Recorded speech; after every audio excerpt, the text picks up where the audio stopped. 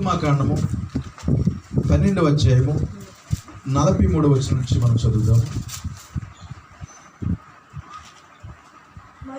మరియు యెహోవా మోషే అహరోనుతో ఇట్లనెను, ఇది పస్కా పండుగను గూర్చిన కట్టడ. అన్యుడెవడను దాన్ని తినకూడదు గాని వెండితో కొనబడిన దాసుడు సున్నతి పొందిన వాడైతే దాన్ని తినవచ్చును. పరదేశీయు కూలికి వచ్చిన దాసుడును దాన్ని తినకూడదు. మీరు ఒక్క ఇంట్లోనే దాన్ని తినవలను. దాని మాంసములో కొంచెమైనను ఇంటిలో నుండి బయటికి తీసుకొని పోకూడదు. దానిలో ఒక్క ఎముకనైనను మీరు విడవకూడదు. అలాగే మరి కీర్తనల గ్రంథము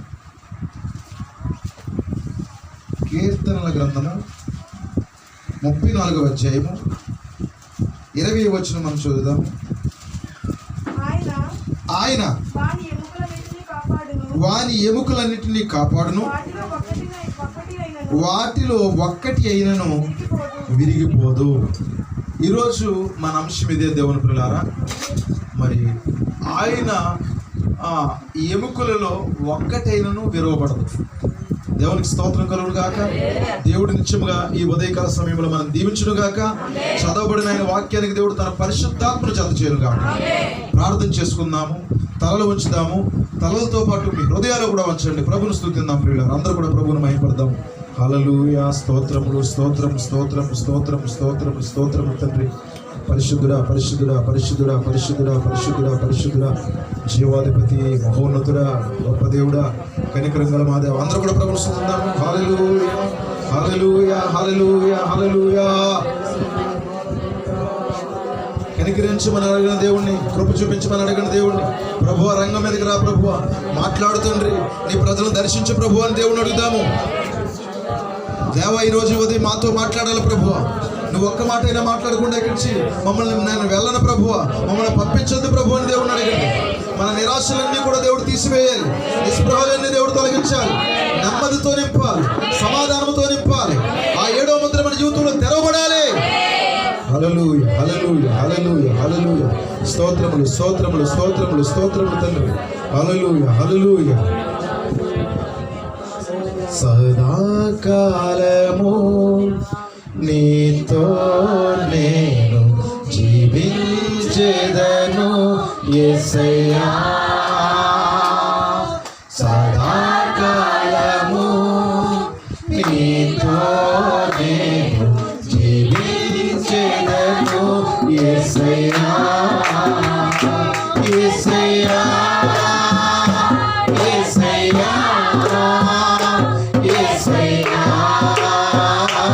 యేసయ్యా, యేసయ్యా, యేసయ్యా,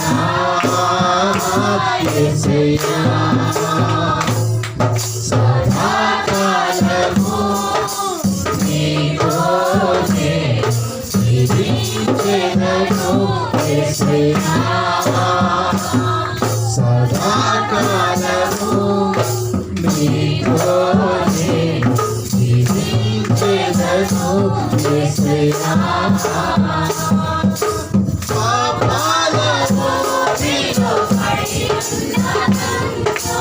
నీ ప్రేమతో నన్ను చేర్చావయ్యా. పాపాలను పడి నీ ప్రేమతో నన్ను చేర్చావయ్యా. ఏ తోడు లేని నాకు నా తోడుగా నీవు నిలిచావయ్యా. ఏ తోడు లేని నాకు నా తోడుగా నీవు నిలిచావయ్యా. యేసయ్యా, యేసయ్యా, యేసయ్యా, యేసయ్యా, యేసయ్యా, యేసయ్యా, యేసయ్యా,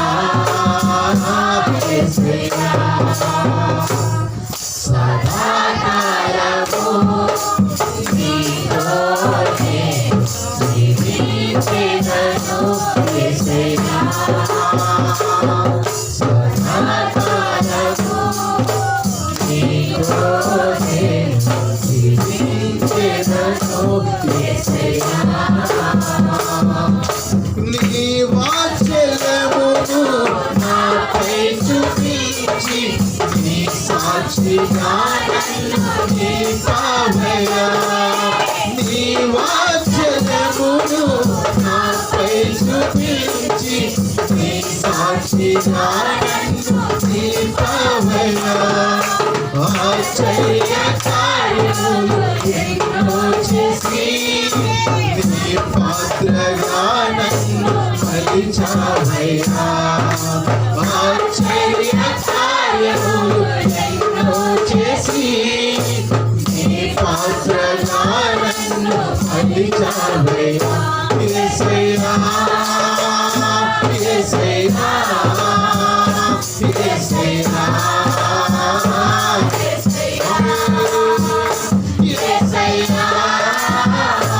యేసయ్యా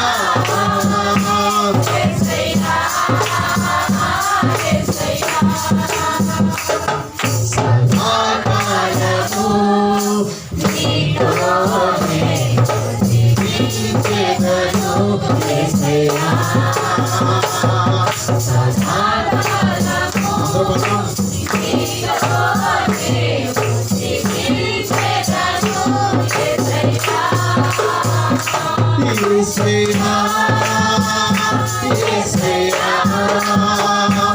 యేసయ్యా యేసయ్యా యేసయ్యా యేసయ్యా యేసయ్యా యేసయ్యా.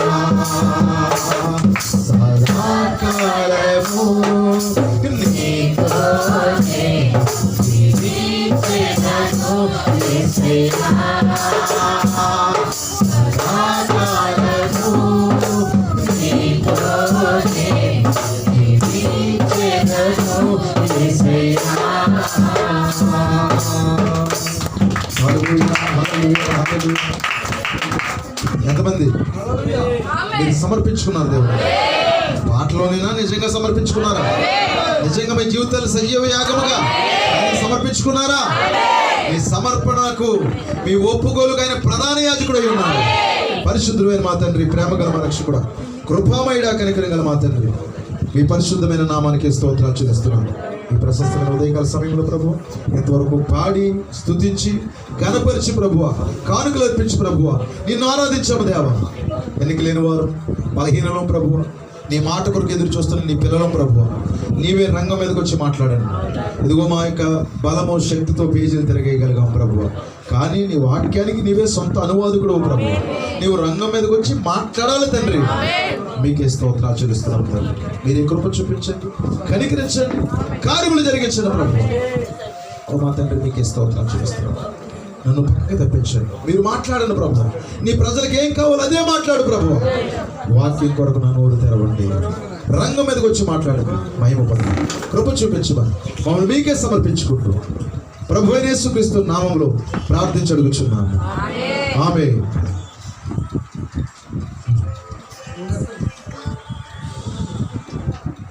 దేవునికి స్తోత్రం కలుగును గాక. మనం దేవుని వాక్యాన్ని విందాము, వర్తమానం విందాము.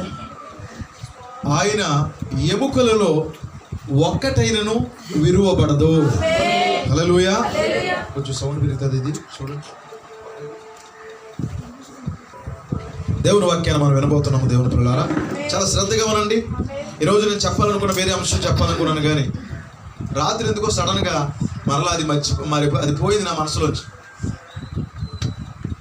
మరలా ప్రభువా నువ్వు ఏమి ఇవ్వబోతున్నావు అని దేవుడిని అడిగినప్పుడు, మరి ఈ చిన్న సంఘము కొరకు చిన్న వర్తమానం దేవుడు మరి ఇవ్వడం జరిగింది.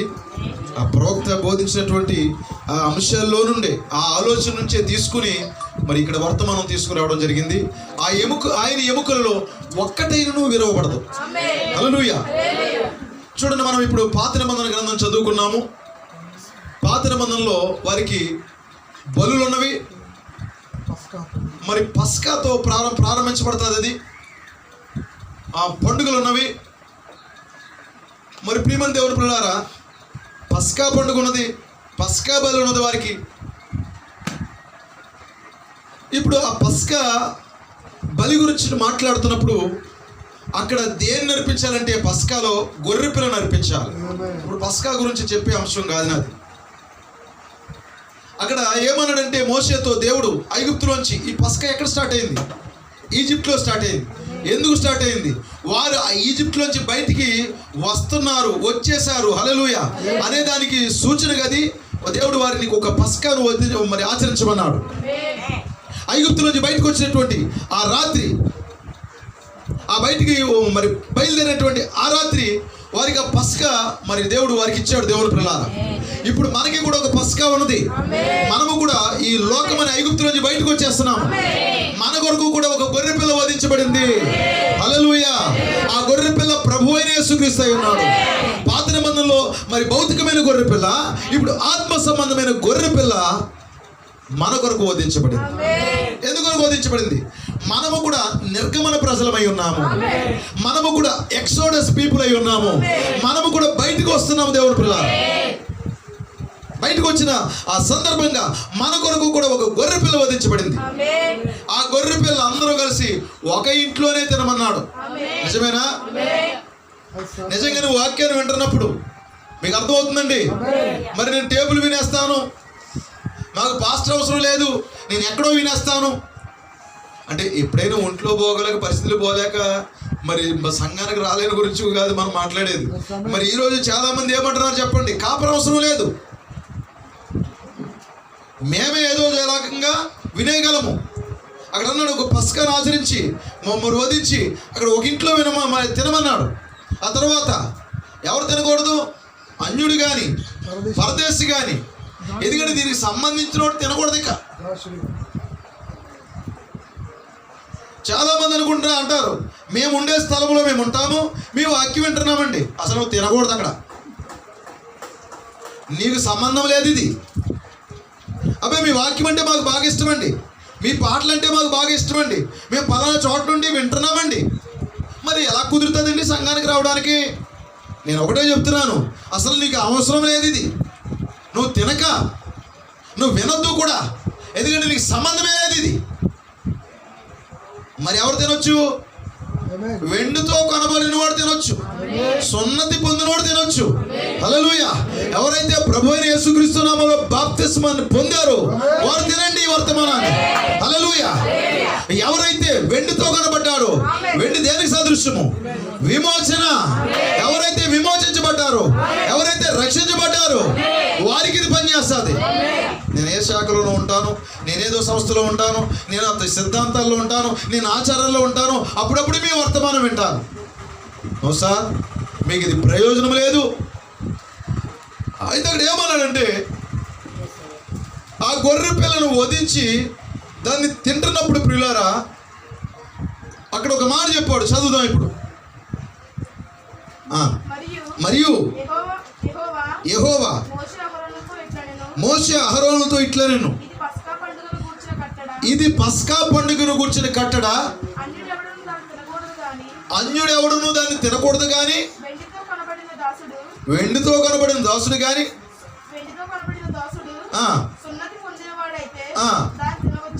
వెండితో కనబడిన దాసుడు అంటే వెండితో కనబడి సున్నతి పొంది ఉండాలి, అప్పుడు తినొచ్చు. నీవు మరి విమోచించబడాలి, ప్రభువైన యేసుక్రీస్తు నామములో బాప్తిసం పొందాలి, అప్పుడు నీకు 7వ ముద్ర బాగా పనిచేస్తుంది. హల్లెలూయా. ఈరోజు చాలా మంది కాపీ చేసి ముద్రలు బోధించేస్తున్నారండి. అంటే నేను మాట్లాడేది వర్తమానంలో ఉన్న ప్రజల కొరకు మాట్లాడతలేదు. బయట కూడా కొన్ని స్పీకర్ల దగ్గర అప్పుడప్పుడు కొన్ని మాటలు ఏంటంటే వర్తమానాలు కాపీ చేసినట్లుగా కనపడుతున్నాయి ఆ మాటలు. ఎందుకంటే వర్తమానంలో మాటలు వారు మరి చెబుతున్నారు. దేవుని పిల్లారా అంటున్నా, అసలు నీకు విమోచనే లేదు, నీకు ప్రభువైన యేసుక్రీస్తు నామములో బాప్తిసం లేదు. నువ్వేలాగా ఈ పస్కా పశువుని, ఈ యొక్క 7వ ముద్ర నీకెలాగా పనిచేస్తుంది? ఇది ఈ యొక్క ప్రభువైన యేసుక్రీస్తు నీకు ఎందుకు పనిచేస్తాడు? నీకు ఉపయోగం లేదు, నీకు మరణమే తప్పితే అది జీవం కాదు. అలాగూ దాన్ని అన్యుడు అయ్యుండి వాడు తినకూడదు కానీ వాడు వెండితో కొనబడి సున్నతి పొందినోడైతే తినొచ్చు. పరదేశీయు కూలికి వచ్చిన దాసుడు. దాన్ని తినకూడదు. పరదేశం అంటే మేము ఓ రోజు వస్తాం సంఘానికి, ఇంకా మరి ఎలా కుదురుతుంది? కూలికి వచ్చినోడు ఇశ్రాయేల్ దేశానికి కూలికి వచ్చి, ఎందుకంటే వాడు ఆ సమాజం వాడు కాదు, ఆ గుడారానికి సంబంధించిన వ్యక్తి కాదు, కానీ కూలికి వచ్చాడు. అలాంటి వ్యక్తికి మనం ప్రభురాత్రి భోజనం ఇస్తామా? ఎప్పుడో ఒక రోజు వచ్చి అలా కనపడి వెళ్ళిపోతారంటే ప్రభురాత్రి భోజనం ఇస్తామా? అలాగే ఇవ్వం కదా. అట్లాగే కూలికి వచ్చిన వాడు కానీ పరదేశి కానీ దాన్ని తినకూడదు అన్నాడు. మీరు ఒక్క ఇంట్లోనే దాన్ని తినవలెను. ఏ ఇంట్లోని? ఇప్పుడు పాత నిబంధనల వారికి ఎలా చెప్పాడు? ఇప్పుడు ఒక్క ఇంట్లోనే, నీ సొంత సంఘంలోనే, హల్లెలూయా, నీ కాపరి దగ్గర ఆ వాక్యాన్ని వినాలి. దాని మాంసములో కొంచెమైనను ఇంటిలో నుండి బయటకు తీసుకొని పోకూడదు. నీ మాంసాన్ని ఇంట్లోంచి బయటికి తీసుకెళ్ళడానికి వీల్లేదు. దానిలో ఒక్క ఎముకనైనను విరవకూడదు. అది కట్టడ. పస్కాను వారు ఆచరిస్తున్నప్పుడు, వారు చేస్తున్నప్పుడు కొన్ని నియమాలు దేవుడు చెప్పాడు వారికి. నేను అన్నీ చెప్పట్లేదు, కొన్ని మాటలే చెప్తున్నాను దాంట్లోంచి. పస్కాని ఈ విధంగా ఆచరించాలి, దాన్ని ఆత్మ సంబంధంగా కూడా మనం అట్లానే చేయాలి. అయితే క్రీస్తునందు ప్రియమైన దేవుని పిల్లలారా, ఇప్పుడు ఆ గొర్రె పిల్ల ఎముకల్లో ఒక్క ఎముక కూడా విరవకూడదంట. విరవబడకూడదు దాని ఎముక, ఎందుకంటే అది విరవబడ్డానికి కాదు, అది హల్లెలూయా. అదే మనము మరలా కీర్తన గ్రంథంలో చదువుకుంటున్నాం. కీర్తన గ్రంథంలో చదివాం కదా, దాని గురించి మీరు చదవండి. ఇప్పుడు ఆయన వాని ఎముకలన్నిటినీ కాపాడును, వాటిలో ఒక్కటి అయినను విరిగిపోదు. ఇది ఒక ప్రవచనము. వింటున్నారా? ఇది ఏమైనది చెప్పండి? Prophecy word. This is prophecy word. ఇది ప్రవచనాత్మకమైన వాక్యమైనది. ఇది ఒక వ్యక్తి గురించిన ప్రవచనమై ఉంది. ఎవరా వ్యక్తి? ఎవరి గురించి అది?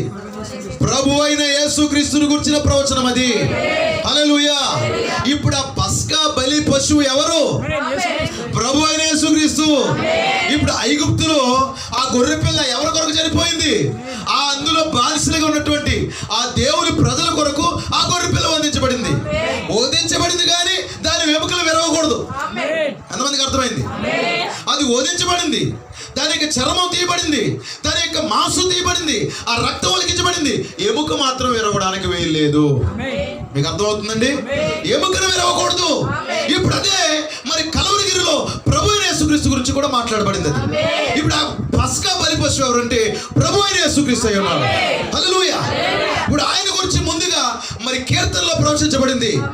ఆ ఎముకలలో ఒక్కటి కూడా విరవబడకూడదు. దేవునికి మహిమ. ఎముకలు విరవబడకూడదు. అవి విరవబడ్డానికి కాదు ఆ ఎముక. హల్లెలూయా. ఇప్పుడు జాగ్రత్తగా వాక్యాన్ని ముందుకు మనం తీసుకెళ్దాం. యోహాను సువార్త చదువుకుందాం ప్రియులారా. ఒక వాక్యాన్ని, ఒక లేఖన భాగాన్ని మీకు చదివినిపించాలని నేను ఆశపడుతున్నాను. యోహాను సువార్త ఎన్నో అధ్యాయమది, నేను చదవండి. అది సిలువ వేయబడిన సందర్భం. అది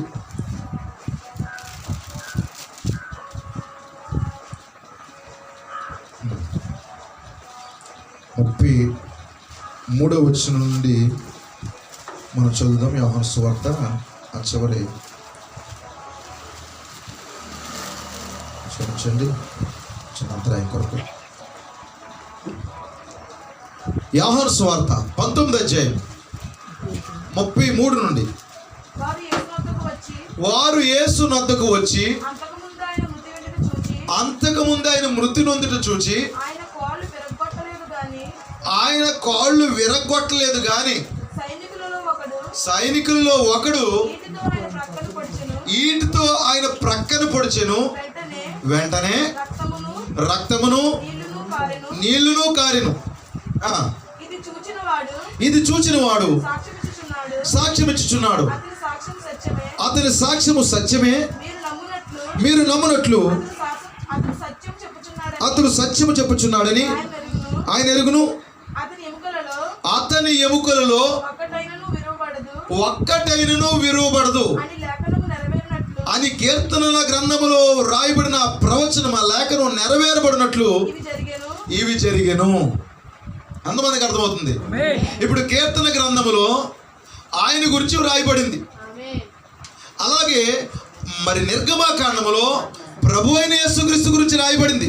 ఎందుకంటే ప్రభు అయిన యేసుక్రీస్తు గురించి నిర్గమాకాండములో రాయబడింది అది ఛాయ, నిజమేనా? కీర్తన గ్రంథంలో రాయబడింది అది ప్రవచనము. ఇప్పుడు కొత్త నిబంధనలో రాయబడింది అది నిజమైనది, అది అది రియాలిటీలోకి వచ్చింది. అది దేవునికి స్తోత్రం కలుగును గాక. ఇప్పుడు ఏం జరిగింది అక్కడ? ప్రభు అయిన యేసుక్రీస్తును సిలువేశారు. ఒక్కసారి కలవర వైపుకి వెళ్దాం దేవుని పిల్లలారా.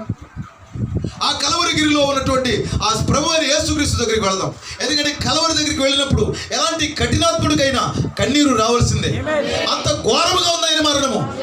అంతమందికి అర్థమవుతుంది. ఆయన మరణం చాలా ఘోరంగా ఉంది ప్రియులారా. ప్రవక్త వివరిస్తున్నాడు చూడండి. ఆ అపహాసకుల యొక్క మరి ఆ యొక్క ఉమ్ములంటండి ఆయన ముఖం నిండా ఉన్నాయంటండి. ఆ కలవరికి వెళ్ళే ముందు అపహాసకులు వేసినటువంటి ఆ ఉమ్ములు ఆ మరి ముఖం నిండా ఉన్నాయి. ఆయన వీపును చీల్చేశారంటండి. వీపును చీల్చినప్పుడు వీపు మామూలుగా చీల్చబడింది అనుకుంటున్నారా? మరి వీపు వెనకాల ఉన్న ఎముకలు కనపడుతున్నాయంటండి. దేవునికి మహిమ కలుగును గాక. ఆ వీపు వెనకాల ఉన్న ఎముకలు కనపడుతున్నాయి. ఆయన్ని ముందు కూడా చీల్చారంటండి. మరి అటుపక్క ఇటుపక్క ఎలా చేల్చబడ్డాడంటే ఆయన ఎముకలు క్షమించండి, ఎముకలు కనబడేలా చేల్చబడ్డాడండి. దేవునికి మహిమ కలుగును గాక. హల్లెలూయా. ఆ ఎముకలు కనబడేలాగా ఆయన చేల్చబడ్డాడు. ప్రియమైన దేవుని పిల్లారా, దేవునికి స్తోత్రం కలుగును గాక. ప్రార్థన చేయండి ప్రియులారా. మీరు కొంచెం మరి ఆటంకాలన్నీ దేవుడు తొలగించారు. వాక్యానికి దేవుడు చక్కటి ఫ్రీగా మరి దేవుడు మరి ఆ ఆత్మ ఇక్కడ ఫ్రీగా కదిలినట్లుగా దేవుడు సహాయం చేయాలి. దేవునికి స్తోత్రం కలుగును గాక. ప్రార్థనాపూర్వకంగా ఉండండి. ప్రతి ఆటంకము శత్రు కార్యము దేవుడు ఇక్కడ బంధించును గాక. హల్లెలూయా. ఇప్పుడు ఆ కలవరి వైపు ఆయన చూడండి. ఏం కనబడుతుంది అక్కడ? ఆయన చీల్చేశారు ప్రియులారా. వీపుని చీల్చినప్పుడు వీపు వెనకాల ఎముకలు కనపడుతున్నాయి. మరి పక్కన చీల్చినప్పుడు పక్కన ఎముకలు కనపడుతున్నాయి. ఎముకలు కనబడే అంతగా చేర్చబడ్డాడంట ఆయన. అపహాసకులు వేసినటువంటి ఆ ఉమ్ములు ఆయన ముఖం నిండా ఉన్నాయి అక్కడ. దేవునికి స్తోత్రం కలుగును గాక. ఇప్పుడు ఎలా ఉన్నాడు ఆయన? నడవలేని పరిస్థితి. ఆయన సిలువెత్తుకుని ఆ కలవరం వైపు వెళ్తున్నాడు ఆయన. దేవునికి స్తోత్రం కలుగును గాక. దేవునికి మహిమ కలుగును గాక. మనం చూసినప్పుడు ఆయన కోసము మరి కొన్ని విషయాలు ఆయన కొరకు మనం చూసినప్పుడు ప్రియులారా ఎలా ఉంది అయింది? దేవునికి స్తోత్రం కలుగును గాక. ఓకే. మరియు సూర్యుడు తనను గూర్చి తాను సిగ్గుపడినట్లుగా ఆయన చనిపోయాను. ప్రకృతి శత్రు యొక్క గమని స్వాధీనపరుచుకుంటారని వర్తమానంలో ప్రవక్త చెప్తున్నారు. మరియు సూర్యుడు తనను గూర్చి తాను సిగ్గుపడినట్లుగా ఆయన చనిపోయాను. ప్రకృతి సిగ్గు నుండి పనిచేయపోలేనంతగా ఆయన చనిపోయాను. మధ్యాహ్న వేళ సూర్యుడు అస్తమించెను, నక్షత్రములు బయటికి రాలేదు. మధ్యాహ్న వేళ నీ ఎదుటనున్న చేతిని నువ్వు చూడలేంతగా పంచభూతములు నల్లబడినట్లుగా ఆయన చనిపోయాను. దేవుని స్తోత్రం కలుగును గాక. హల్లెలూయా. మీకు అర్థమవుతుందండి ఎలా చనిపోయాడు తెలుసండి? సూర్యుడు తనను గూర్చి తాను సిగ్గుపడినట్లుగా చనిపోయాడు అంటండి. ఎందుకంటే మరి చిత్రకారుడు చిత్రానికి వేస్తున్నప్పుడు ఆయన ఒంటికి ఒక బట్ట తగిలించాడు, కానీ ఆయుధులైతే ఆయన ఒంటి మీద ఒక వస్త్రపు నూలు పోగులు కూడా లేకుండా చంపేశారండి ఆయన. ఎందుకంటే ఆ ఫోటోకి అలా పెట్టకపోతే బాగోదని ఒక వస్త్రాన్ని కప్పారు. కానీ అసలు ఆయన మరి చూడండి మరణించేటప్పుడు ఆ శిలువ మీద ఉన్నప్పుడు ఆయన వస్త్రాలు పూర్తిగా తీసేశారు ప్రియులారా. సూర్యుడు చూడలేకపోతున్నాడు, ప్రకృతి చూడలేకపోతుంది, నక్షత్రాలు బయటికి రాలేదు, పంచభూతాలు నల్లబడిపోయేలా అంతగా ఆయన చనిపోయాడంట. దేవుని ప్రియులారా, దేవునికి మహిమ కలుగును గాక. హల్లెలూయా. చూడండి ఎలాగా చనిపోయాడో తెలుసండి. ఆయన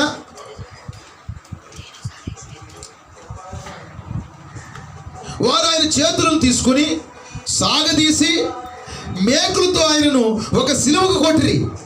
వారు ఆయనను కొట్టి ఆయన ఎముకలు కనబడినట్లుగా చీరేశారంట. మామూలుగా కొట్టలేదండి, ఎముకలు కనబడేలాగా చీరేశారండి. ఇప్పుడు అక్కడ ఏం చేస్తాడంటే ఆయన తన ఎముకలను ప్రదర్శిస్తున్నాడు అక్కడ. హల్లెలూయా. ఆ ఎముకలను ప్రదర్శిస్తున్నాడు ఆయన. ఇందులో చాలా మరి మర్మం ఉంది దేవుని పిల్లలారా. దేవునికి మహిమ కలుగును గాక. ఎముకలు కనబడుతున్నాయి. ఎముకలు కనబడినట్లు ఉన్నట్లుగా ఆయన్ని చీరివేశారు అక్కడ. అయితే ఆయన చేసినప్పుడు, వారు చేయగలిగినంత చేసినప్పుడు మరం ఆయన తాకి, ఇప్పుడు యెహోషువను స్వాధీనపరుచుకున్నట్లుగా నేను నిన్ను స్వాధీనపరుచుకుంటాను, దానియేలును స్వాధీనపరుచుకున్నట్లుగా నిన్ను స్వాధీనపరుచుకుంటాను అని ఆ మరణంతో ఆయన అంటున్నాడు. దేవుని పిల్లారా, ఆ ఎముకలు బయటికి కనిపించేందుగా చీల్చివేయబడినది, శిలువ మీద వేలబడుతూ. చూడండి, ఇంకొక చోట ఏమంటున్నాడంటే, ఆయన యొక్క గోళ్ళ మీద రోమీలు మేకులు దిప్పిరి, ఆ యొక్క రోమా కోడలతో అతని యొక్క వీపు లోపల ఉన్న ఎముకలు బయటకు కనిపించేంత వరకు చీల్చబడింది. శిలువ మీద వేలాబడుతూ గట్టిగా అరుస్తూ చనిపోయాడు. పాపి యొక్క మరణం అనగా లోకం యొక్క పాపము అతని మీద మోపబడింది. మరియు అచ్చటి దేవుడు ఆయన యొక్క పక్కను చీల్చివేసి ఉన్నాడు. దేవుని స్తోత్రం కలుగునుగాక. హల్లెలూయా. చూడండి ఎలా ఉందో ఆయన యొక్క మరణం యొక్క పరిస్థితి.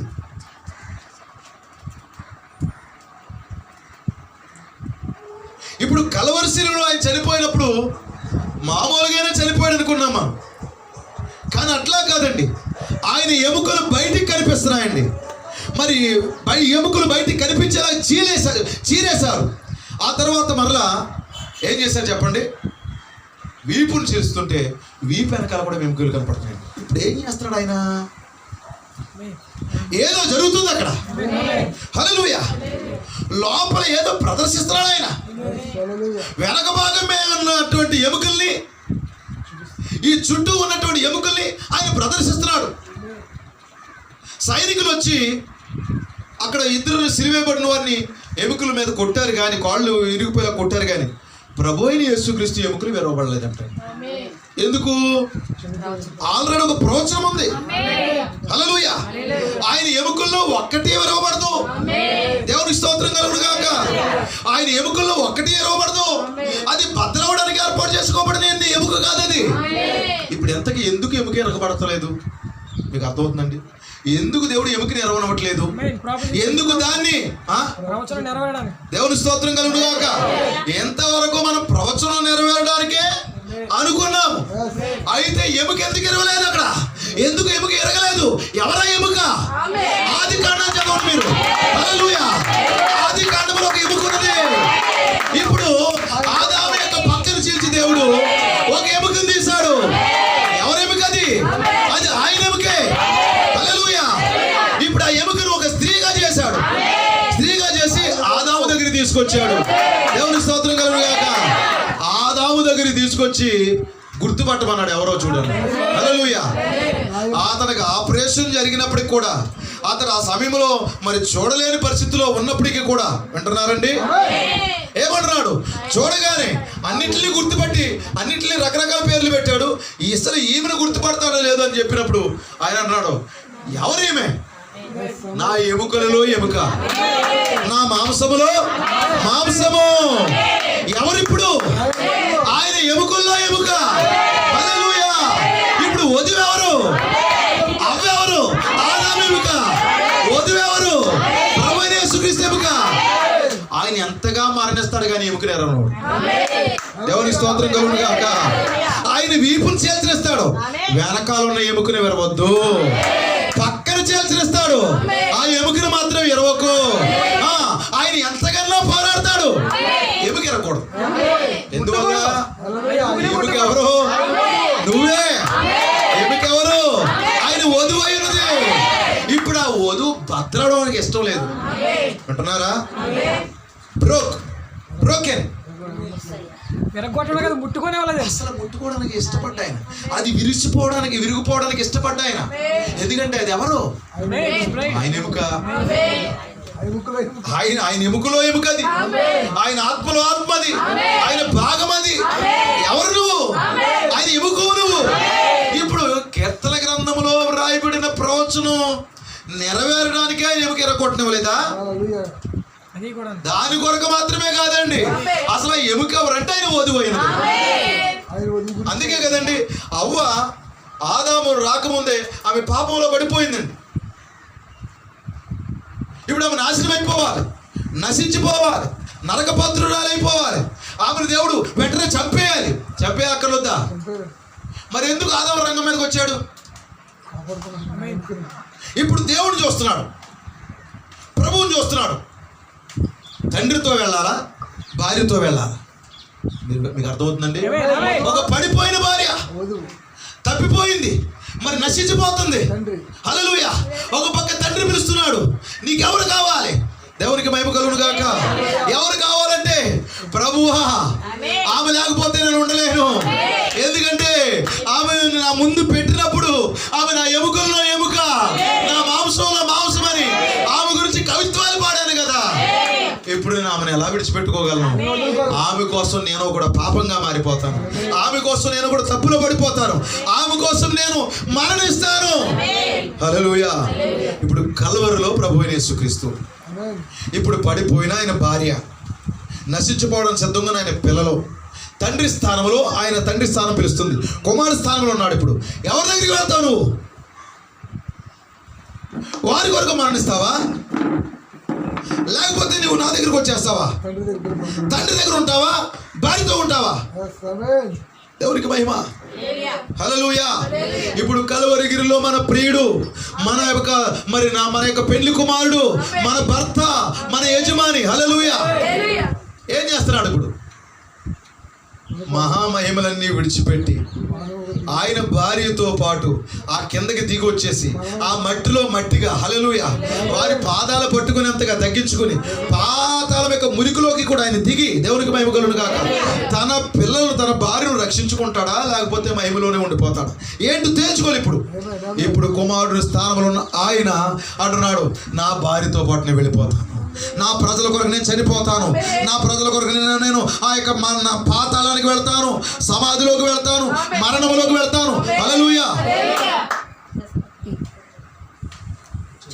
దేవుని స్తోత్రం కలుగును గాక. ఏం జరుగుతుంది ఇప్పుడు? తన భార్య కొరకు అతడు మరణంలోకి వెళ్ళిపోయాడండి, సమాధిలోకి వెళ్ళిపోయాడండి అంటున్నాడు, ఒక్క ఎముక కూడా ఎరగడానికి. ఇప్పుడు జగత్తుకు పునాది వేయబడక మునిపే ప్రేమ చేత ఎవరినైతే గొర్రెపిల్ల జీవ గ్రంథంలో దేవుడు ఏర్పాటు చేసుకుని ఎన్నుకున్నాడో ఆ ఒక్క వ్యక్తి కూడా నశించుకోవడానికి ఆయనకి ఇష్టం లేదు. మీకు అర్థమైందండి? నిన్ను దేవుడు ఎన్నుకుంటే, దేవుడు నిన్ను ఏర్పాటు చేసుకుంటే నువ్వు నశించిపోవడానికి ఆయనకి ఇష్టం లేదండి. ఒక్క ఎముక కూడా ఎరగకూడదు, సింగిల్ బోన్ అంటున్నారా?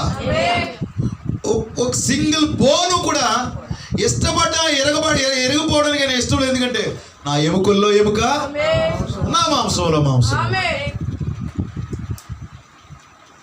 దేవుడిని ఎన్నుకుంటే ఎన్ని కష్టాలన్నా రాని, ఎలాంటి శ్రమలన్నా రాని, మరణమే నీ ముందు నిలబడి మనగాడు వలె సవాలు చేయని అంటున్నారా? అసలు ఎముక ఇరిగిపోవడానికి వీల్లేదు, ఎముక నశించిపోవడానికి వీల్లేదు. ఎందుకంటే నిన్ను ఇప్పుడు ఎన్నుకున్న వ్యక్తువు కాదు నువ్వు. జగత్తుకు పునాది వేయబడకునిపై ప్రేమ చేత క్రీస్తులో ఎన్నుకున్నాడు, రక్తముతో ముద్రించాడు, గొర్రెపిల్ల జీవ గ్రంథములో నీ పేరు రాశాడు. నిన్నెలా పోగొట్టుకుంటాడు ఆయన? నిన్నెలా తప్పిస్తాడు దేవుడు? రానివ్వండి ఉపద్రవాలు, కష్టాలు రానివ్వండి. అందుకని ఏమంటాడు పౌలు? ఏమంటాడు? కాదండి, పౌలు ఏమన్నాడు? రాబోవన ఉన్నమైన మరణమైన జీవమైన ప్రభుత్వములైన అధికారములైన క్రీస్తు ప్రేమను కరువైన వస్త్రహీనతైన ఉపద్రవమైన క్రీస్తు ప్రేమ నుండి ఎడబాపువాడు ఎవడో? కరువుల, ఉపద్రవముల, వస్త్రహీనత, సమస్యల, ఆర్థిక ఇబ్బందుల, అప్పుల, రోగముల,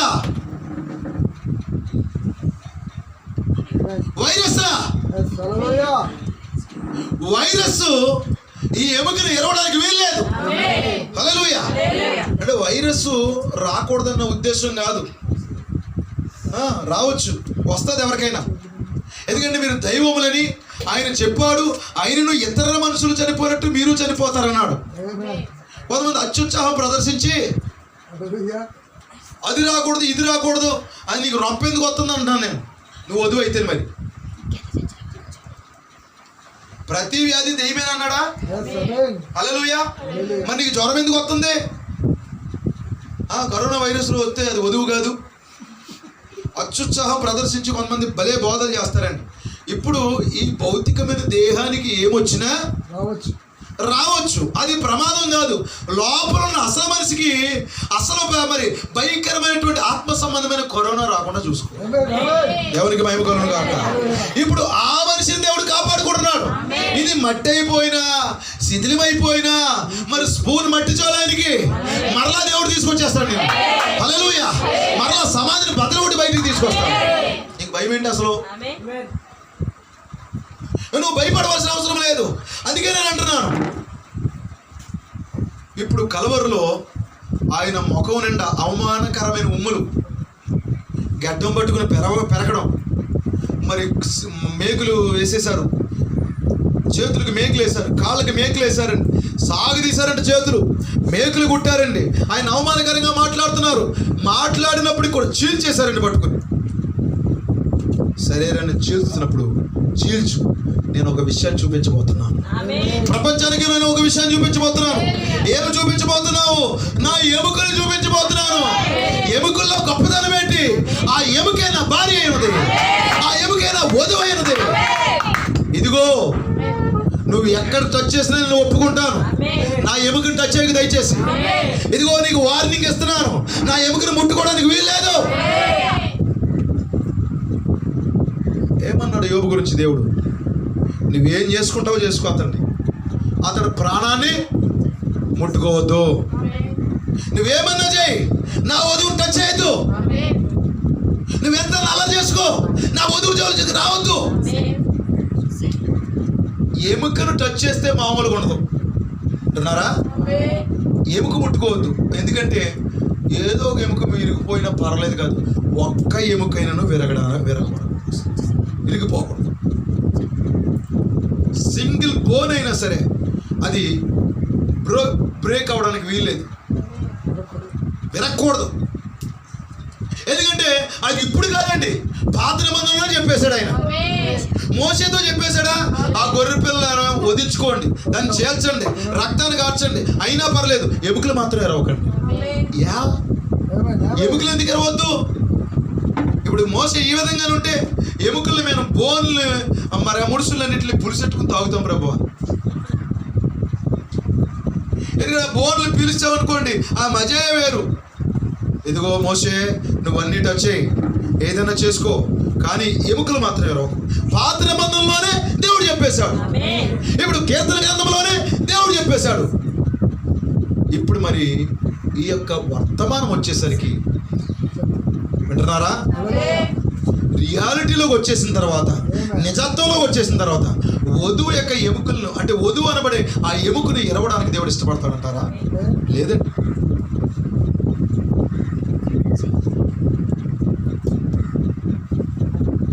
స్తోత్రం కలుగును గాక. హల్లెలూయా. నువ్వు అన్ని ముట్టుకో కానీ ఎముకను ముట్టుకోవద్దు అంటాడు దేవుడు.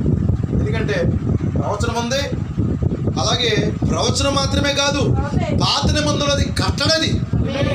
దేవుని కట్టడలను ఆజ్ఞలను మేరడానికి ఎవరికి కుదరదండి. ఆ ఎముకను టచ్ చేయకూడదు. ఇక్కడ మనం మరొక విషయాన్ని మనం చూస్తే, పాత నిబంధనలో ఏలియా సారెపతు విధవరాల దగ్గరికి వెళ్ళాడు. నేను ఉదయకాలము ఈ వర్తమానం చదువుతున్నప్పుడు చాలా ఇన్స్పిరేషన్ అనమాట, చాలా సంతోషించాను, నా రోమాలు నిక్కబొడిచాను అనమాట. ఎందుకంటే చాలా అద్భుతంగా ఆ అభిషేకాన్ని నేను చూశాను వర్తమానం చదువుతున్నప్పుడు. హల్లెలూయా. ఇక్కడ మనం చూసినప్పుడు మరి ఆమె వెళ్ళి, నేను ఇప్పుడు ఒక చిన్న రొట్టెను సిద్ధపరిచేదను, నేను చిన్న రొట్టెను తయారు చేయటకు మాత్రమే పిండిని కలిగి ఉన్నాను, మరియు మనం ఇది తిన్నప్పుడు మనం చనిపోదు అని చెప్పుడు నేను చూచున్నాను. కావున ఆమె గదిలోనికి వెళ్ళుచున్నది, మరియు ఆహారపు కొండలో నుండి భోజనం తీసుకొనను. ఆమె ఎముకలు బయటకు కనిపించుచున్న తన చేతితో దులుపుచున్నదంట. కొండం దులుపుతుందంట, ఇంకేమైనా పిండి వస్తుందేమని. అప్పటికి చేతి మరి చెయ్య ఇదంతా కూడా ఎముకలు గూళ్ళగా అయిపోయిందంట. దెయ్యం ఏం చేసిందో తెలుసండి? ఆమె శరీరం చీకిపోయేలాగా, ఆవిడ ఎండిపోయేలాగా చేసింది, కానీ ఎముకలు మాత్రం ఎరగట్లేదు. ఆ ఎముకలు కనబడే చేత్తోనే దులుపుతుందంట. దేవునికి మహిమ కలుగును గాక. హల్లెలూయా. ఆ చిన్నను కొట్టుచు దానిలో ఉన్న పిండిని అంతా బయటకు వచ్చినట్లుగా కొడుతుంది. చివరికి ఒక రొట్టెను తయారు చేసి చేయుటకు సరిపడే పిండిని కలిగి ఉండను. మరియు ఆ చిన్న నూనె కుండ దగ్గరికి వెళ్ళి దాన్ని పైకి లేపి దానిలో ప్రతి నూనె బొట్టును కూడా వచ్చి ఒక స్పూన్ అంతా వచ్చింది. హల్లెలూయా. దేవుని కొరకు చేసేటప్పుడు ఈ విధమైన మనసు ఉండాలి. మనకి ఎంత కలిగి ఉన్న తర్వాత ఎంత పెట్టడం పెద్ద గొప్ప కాదండి. చూడండి, ఆమె ఆ డబ్బా వచ్చిందండి, దులుపుతుందండి, ఎంత ఉందో అంతా చేసేద్దామని. ఇప్పుడు ప్రతి నూనె బొట్టును కూడా వచ్చిందంటండి. అంతా వచ్చేసరికి ఒక స్పూన్ నూనె వచ్చిందండి. ఇదంతా ఎలాగుంది? ఎముకలు గూడు కలిగిన శరీరంతో. దెయ్యము ఎముకల గూడులా చేసేసింది, కానీ ఒక్క ఎముకను కూడా విరవబడనివ్వలేదు. హల్లెలూయా.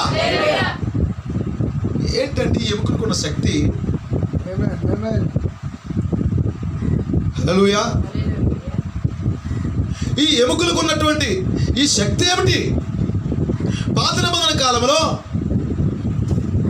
ఎలీషా సమాధిలో ఉన్నప్పుడు అతని యొక్క ఎముకలకి ఒక శవం తగిలి లేవలేదా? హల్లెలూయా. ఎముకలకి ఏదో శక్తి ఉందంటారా? ఎవరా ఎముక? ఎముకలకు తగిలి ఆ శరీరం బతికిందంటే ఆ ఎముక పవర్ఫుల్ అయి ఉండాలి. ఇప్పుడు ఆ ఎముక ఎవరు చెప్పండి? వధువు అయి ఉన్నది. ఆ ఎముక ఎక్కడున్న వధువు? ఎందుకంటే నమ్మిన వారి వలన ఈ సూచక్రియలు జరుగుతాయని మార్కు సువార్తలో రాయబడింది. ఇప్పుడు ఈ ఎముకకు ఏ రోగం తగిలినా, ఈ ఎముకకు ఏ సమస్య తగిలినా, ఈ ఎముకకు ఎలాంటి రొక్కుమంత తగిలినా అది లేచి కూర్చోవాలంటే, అది మరణమైన కూర్చోవాలంటే, అది ఏదైనా దాని ముందు నిలబడాలంటే. హల్లెలూయా. ఎప్పుడో చనిపోయే వ్యక్తి సమాధిలో ఉన్న ఎముకలు ఉన్నాయంతే. అతను ఏమంటే మనిషి ఉంటే పోనీ అతను ఏదైనా ప్రవక్త దగ్గర తీసుకెళ్ళి బాగు చేద్దాం అనుకుందాం. మనిషి లేడు, అక్కడ ఏమీ లేదు, ఎప్పుడో ఉన్నాయి. ఆ ఎముకలకు తగిలి ఆ శవం వేసిందంట. ఇప్పుడు ఆయన ఎముకమైన నీవు నిన్ను తాకగానే చచ్చిన స్థితి బతకాలి. నువ్వు ఇంకో వ్యక్తిని చంపేలా మాట్లాడకూడదు. మీకు అర్థమవుతుందండి? నీ దగ్గరికి వచ్చిన తర్వాత నీ దేవుని పిల్లలారా నీతో సహవాసం చేస్తున్నప్పుడు, మరి నీతో కలిసి జీవిస్తున్నప్పుడు నువ్వు పక్క వ్యక్తిని బతికించాలా? హల్లెలూయా. ఎందుకంటే నిన్ను తాకగానే, నిన్ను ముట్టుకోగానే అసలే అది ఎముకలు కూడి. నిజమేనా? ఆ ఎముకలు కూడా ఇంకొకరికి ఎలా సహాయం చేస్తుంది? నువ్వే కష్టాల్లో ఉంటే, నువ్వే బాధల్లో ఉంటే, నువ్వే సమస్యల్లో ఉంటే మళ్ళీ ఇంకొకరు ఎవరో సచ్చి వచ్చి నీ దగ్గరికి వచ్చి నేను తాగుతున్నారు. వింటున్నారా? అప్పుడు నువ్వు ఏ విధంగా అనాలి? నువ్వు చచ్చిపోయేప్పుడు ఓకే, నీ బాడీ ఇంకా కుళ్ళిపోలేదు, నేను చాలా లైన్ చచ్చిపోయి, నేను ఎప్పటి నుంచో చచ్చిపోయాను, నేనే కుళ్ళిపోయి ఎముకలు ఇంకా మట్టిలో కలిసిపోవడం రెడీగా ఉంటే నువ్వు నా మీద పడుకుంటున్నావేంటి? చూడండి ప్రియులారా, ఆ మార్టిన్ గుర్రం మీద వెళ్ళిపోతున్నాడు. చెల్లో వెళ్ళిపోతున్నాడు. దేవుని పిల్లలు, ఒక ముసలి వ్యక్తి కనపడుతున్నాడు, చెల్లో కూర్చున్నాడు. ఇప్పుడు అతని దగ్గర ఒక కోటే ఉంది, తప్పు లేదు. ఆ కోట వేసుకుని అతను వెళ్ళిపోతే ఎవరు ఏమనరు, ఒక కోటే ఉంది. కానీ దాన్ని రెండుగా చెప్పి ఏం చేశాడు? పక్క వ్యక్తికి ఇచ్చాడు. ఇప్పుడు వెళ్ళి ప్రార్థన చేస్తుంటే దర్శనంలో ప్రభు అయిన యేసుక్రీస్తు కోటు కప్పుకుని వచ్చాడు అక్కడ. హల్లెలూయా. దేవునికి మహిమ కలుగును గాక. ఏమిటి ఇప్పుడు నేను అనేది? ఫిజికల్గా హెల్ప్ చేయమను, ఫిజికల్గా సహాయం చేయమని. చూడండి, సంఘానికి కానీ సహోదరుల దగ్గరికి కానీ ఫిజికల్గా హెల్ప్ కోసం మాత్రం సంఘానికి రాకూడదు. ఆ ఉద్దేశంతో సంఘానికి వస్తే నువ్వు ఎప్పటికీ పరిశుద్ధాత్మను పొందుకోలేవు, నువ్వు పరలోకం కూడా చేరలేవు. నేనేం మాట్లాడుతున్నానంటే ఇప్పుడు ఆత్మ సంబంధంగా మాట్లాడుతున్నాను. ఇప్పుడు ఖచ్చితంగా నువ్వే కష్టాల్లో ఉన్నావు, నువ్వే శ్రమల్లో ఉన్నావు, నువ్వే దుఃఖంలో ఉన్నావు. ఎవరో వచ్చినా కొరకు ప్రార్థన చేయమన్నారు. అప్పుడు ఏం చేయాలి? బ్రతికించాలి, జీవింపజేయాలి. అక్కడ మంచి వాతావరణం తీసుకురావాలి, అక్కడ చచ్చిన స్థితి పాడు చేసేయాలి, అక్కడ జీవాన్ని తీసుకురావాలి. హల్లెలూయా. నేనే ఏడుతూ ఉంటే నిన్ను ఎలా నవ్వెచ్చను, నేనే కష్టాలు ఉంటే నీకు ఎలా ఆదుకోను, నేనే బాధలు ఉంటే నేను ఎలా నవ్వను. నాకన్నా అప్పుడు ఎలిషా ఎముకల కంటే చచ్చిపోయిన శవమే బాగుంది. నిజమా కాదంటారా? ఎందుకంటే అది ఇంకా బాగుంది, ఇంకా మట్టిలో కలిసిపోలేదు, ఆ బాడీని ఇంకా పురుగులు తినేయలేదు, అలా పెట్టాడు అంతే దాంట్లో. ఇప్పుడు ఎముకలేమనాలి? ఏంటో మాట్లాడతావు? అసలే ఒత్తులు ఉంటే నా మీద ఒత్తుడు తీసుకొస్తారండి మీరు. మా బాధలు మాకున్నాయి, మా కష్టాలు మాకున్నాయి, నీకోసం మేమేలా ప్రార్థన చేయము? కొంతమంది ఒట్టునే అవసరం లేకపోతే తీవ్రమైన ఒత్తిడిలోకి వెళ్ళిపోతూ ఉంటారు. పాస్టర్ గారు ఏంటంటే ఇది? మన కష్టాలు మనకు ఉన్నాయండి, మన బాధలు మనకు ఉన్నాయండి, మన శ్రమలు మనకు ఉన్నాయండి. మిగతా వారి శ్రమలకు వెళ్ళి మనం వెళ్ళి ప్రార్థన చేయాలంటే, మనం వెళ్ళి ఆదరించాలి, ఎలా కుదురుతుంది? నువ్వు ఎముకు కాదా? జీవం గల ఎముకు కాదా? నువ్వు కష్టాల్లో ఉండొచ్చు, నువ్వు మట్టిలో కలిసిపోయినట్టు ఉండొచ్చు, ఇంకా దేర్ ఈజ్ పవర్. అక్కడ ఇంకా శక్తి ఉంది, హల్లెలూయా. అక్కడ ఇంకా ఆనందం ఉంది, అక్కడ ఇంకా సంతోషం ఉంది. నీ మీద నీకు నమ్మకం లేదంతే. ఇప్పుడు ఆ సమాధిలోనే ఎందుకు పెట్టాలి? దాని శక్తి ఉందని తెలుసుకోవడానికి దేవుడు పంపించాడు అక్కడ. హల్లెలూయా. దేవుడు నీ దగ్గరికి కొంతమందిని పంపిస్తాడు. దేవుడు నిన్ను ఆదరించమని కొంతమందిని పంపిస్తాడు, స్వార్థ చెప్పమని పంపిస్తాడు, ప్రార్థించమని పంపిస్తాడు. ఏం చేయాలి నువ్వు? ఖచ్చితంగా ప్రార్థన చేయాలి, ఖచ్చితంగా ఆత్మ సంబంధమైన హెల్ప్ చేయాలి నువ్వు. ఎందుకంటే దేవుడు నువ్వు ఎముకవా, మట్టిలో కలిసిపోయావా, అది కాదు, నీ మీద ఇంకా దేవుడికి నమ్మకం. వింటున్నారండి? అర్థమవుతుందా? దేవుడికి నీ మీద ఇంకా నమ్మకం ఉంది. అతడు ప్రార్థన చేస్తే ఎక్కడో ఉన్న వ్యక్తి, సిరియా దేశంలో ఉన్న వ్యక్తి, ఆ సైన్యాధిపతి కుష్ఠరోగం పోయింది. హల్లెలూయా. అప్పుడు బాగా చేస్తాడు కార్యాలు. ఇప్పుడు దేవుడు ఏం చేస్తాడంటే సమాధిలో ఉన్నప్పుడు కూడా పంపిస్తాను నీ దగ్గరికి.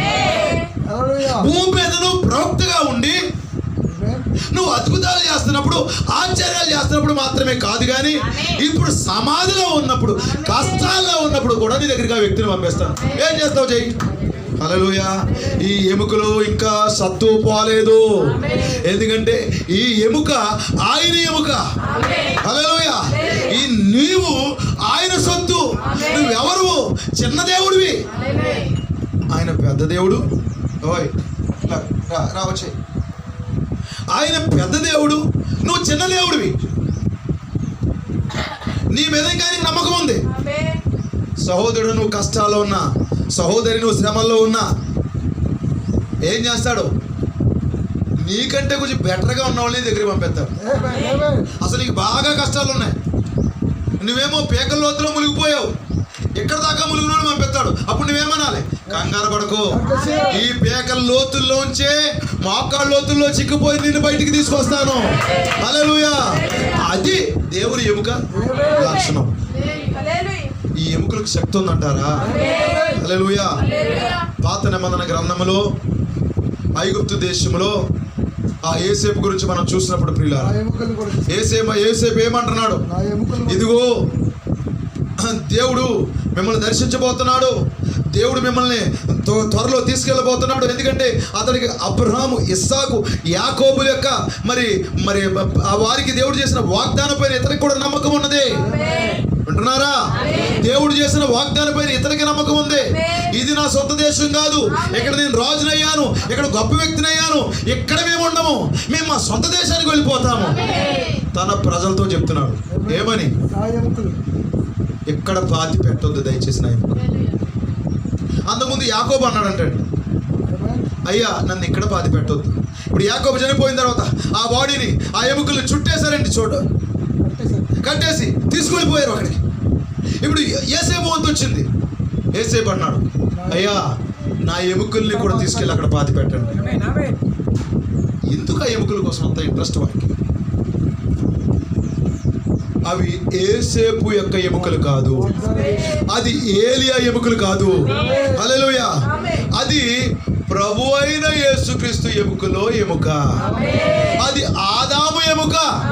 అవ్వని వెంటనే గెంటేసి బయటికి పంపించేసి ఏదైనా నుంచి పో, నేను ఒక్కడనే ఉంటాను ఇక్కడ అంటాకే. ఆవిడెవరు? ఆదాము యొక్క ఎముక. ప్రభువా ఓసారి రా, కాటక జ్వాలలు అద్దెట్టే బయటికి పంపించే దీన్ని, చంపే, నేను ఉంటాను ఇక్కడ. హల్లెలూయా. అప్పుడు ఏం చేస్తాను? ఎక్కడి నుంచి నేను ఆ జీవవృక్ష ఫలాలు కోసుకుంటాను. హల్లెలూయా. కోసుకో, ఒక్కడే ఏం చేస్తాం? దేవునికి స్తోత్రం కలుగుగా. అంటే ఇప్పుడు అవ్వ చేసింది చాలా మంచి పనేనా? దేవునికి స్తోత్రం కలుగు. మీకు దేనికి నువ్వు వస్తుంది? అవ్వమ్మ చేసిన పని చాలా మంచి పని. మన అవ్వమ్మలు చాలా మంచివాడు. ఇప్పుడు ఏం జరిగింది? ఇప్పుడు ఇతను ఇలాగ ఆలోచించట్లేదు. దీన్ని పాడు చేసి, డిస్ట్రాయిడ్ చేసి, నశింపు చేసి అనట్లేదండి. ఎందుకంటే అతనికి దేవుడు ఆపరేషన్ చేసి బయటికి తీసిన ఎముకది, ఆయన ఎముకల్లో ఎముకది. ఇప్పుడు అది నశించిపోతుంటే ఈయనకేం ఆనందం? హల్లెలూయా. అప్పుడు అన్నాడు, నేను ఆమె కొరకు నేను కూడా పాపంగా మారిపోతాను, ఆమె కొరకు నేను కూడా ఏదైనా వాళ్ళ నుంచి వెళ్ళగొట్టబడతాను. హల్లెలూయా. అప్పుడు దేవుడు ఏం చేశాడు తెలుసండి? అతడి యొక్క ప్రేమను చూశాడండి. హల్లెలూయా. అతడి యొక్క ప్రేమను చూసి, ఇదే నా మైండ్, ఇదే నా మనసు. 4000 సంవత్సరాల తర్వాత మరలా నేను ఒక స్త్రీ గర్భాన పుడతాను. నా ప్రజల కొరకు నీ వలే నేను కూడా నా భార్య కొరకు నేను పడిపోతాను. నా భార్య కొరకు నేను కూడా సమాధిలోకి వెళ్ళిపోతాను. నా భార్య కొరకు నేను కూడా మరణిస్తాను. హల్లెలూయా. ఇదే నా ప్రేమయ్యా, ఇదే క్రీస్తు ప్రేమ. ఎవరా ఎముక?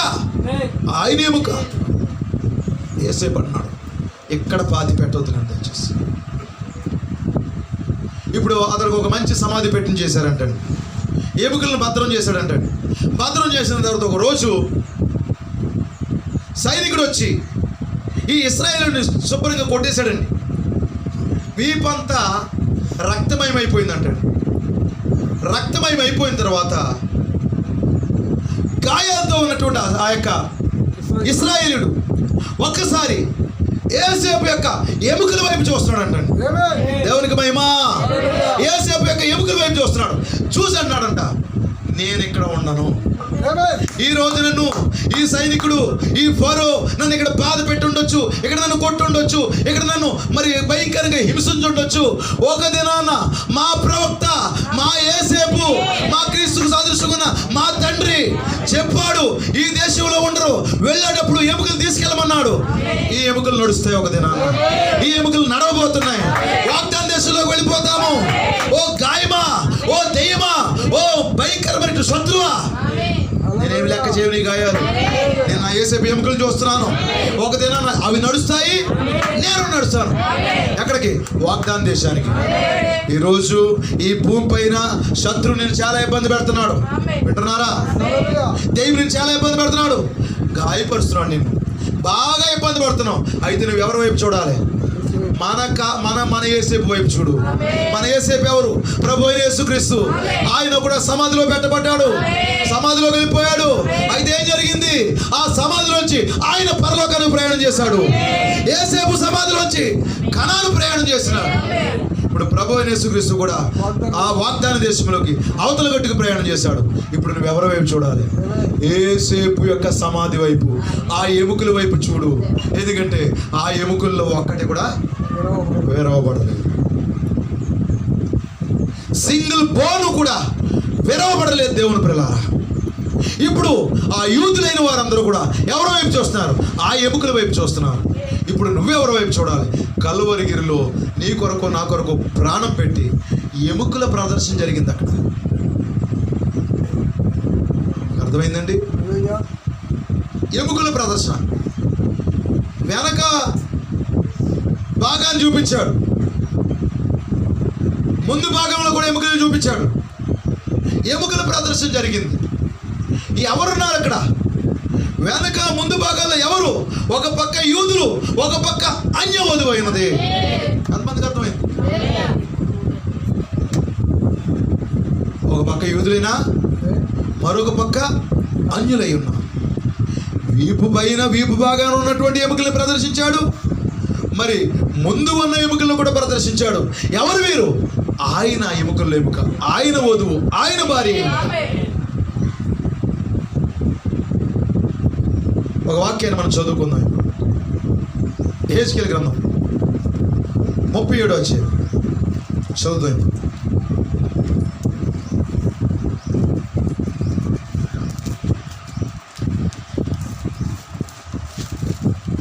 హెచ్కేల్ గారు 37 వచ్చింది. మొదటి నుండి. యెహోవా హస్తము ఎక్కడికి వద్దు వద్దు. యెహోవా హస్తము నా మీదకి వచ్చెను. నేను ఆత్మవశుడై ఉండగా యెహోవా ఏ దేంతో నిండి ఉన్నా? ఎముకలతో నిండి ఉన్నా ఒక లోయలో నన్ను దింపెను. ఆయన వాటి మధ్య నన్ను ఇటు అటు నడిపించుచుండగా ఎముకలు అనేకముల లోయలో కనబడెను. అవి కేవలము ఎండిపోయినవి. ఆయన నరపుత్రుడా, ఎండిపోయిన ఈ ఎముకలు బ్రతకగలవా? హల్లెలూయా. ఎముకలు ఎలా బతుకుతాయి? ఇదే ప్రశ్న. ఇప్పుడే కొంచెం పడిపోయాడు, కోమాలో ఉన్నాడు, బతుకుతాడు అంటావా? తలకి దెబ్బ తగిలింది, నడానికి దెబ్బ తగిలింది, ఇంకా ఏదో దెబ్బ తగిలింది, బతుకుతాడు అంటావంటే బాగుంటుంది. ఎముకలు బ్రతుకగలవా? అవి కూడా డ్రై అయిపోయినాయండి, ఎండిపోయినాయి. ఒకసారి మీతో మాట్లాడని దీని గురించి, ఎండిపోవటనే ఆ స్థితి గురించి మీతో మాట్లాడాను. హల్లెలూయా. ఎముకలు ఎండిపోయినాయి అంటే అప్పటికే చాలా కాలం అయింది, జీవం లేదు. అసలు మామూలుగా చనిపోయిన వాళ్ళకే జీవం రావడం కష్టం, ఎండిపోయిన ఎముకలకి ఎలా జీవం వస్తుంది? అప్పుడు అన్నాడు, ఇవి బ్రతుకగలవా అనే ప్రశ్న ప్రవక్త హెజ్కేలుకి దేవుడు వేశాడు. అని నన్ను అడుగుగా, ప్రభువా యెహోవా, అది నీకే తెలియనని నేనంటిని. అందుకు ఆయన ఇప్పుడు అన్నాడు, నీకే తెలుసు అంటే ప్రవచనం ఎత్తు. ప్రవచనం ఎవరెత్తగలరు? ప్రవక్త మాత్రమే. హల్లెలూయా. ప్రవచనం ఎత్తి మాట్లాడు.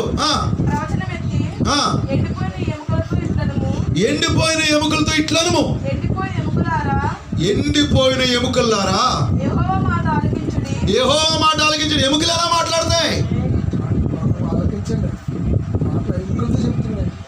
ఎముకలతో చెప్తున్నా చెప్పమంటున్నాడు. అది కూడా ప్రవక్తతో మాట్లాడమంటాడు, ప్రవక్త ద్వారా. ఎండిపోయిన ఎముకలారా యెహోవా మాట ఆలకించుడి. ఈ ఎముకలకు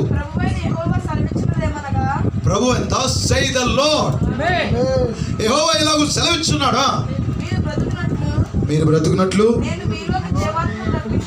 మీలోకి జీవాత్మను రప్పించుచున్నాను. చర్మము కప్పి నరములనిచ్చి కప్పెదను. మీలో జీవాత్మనుంచగా మీరు బ్రతుకుదురు.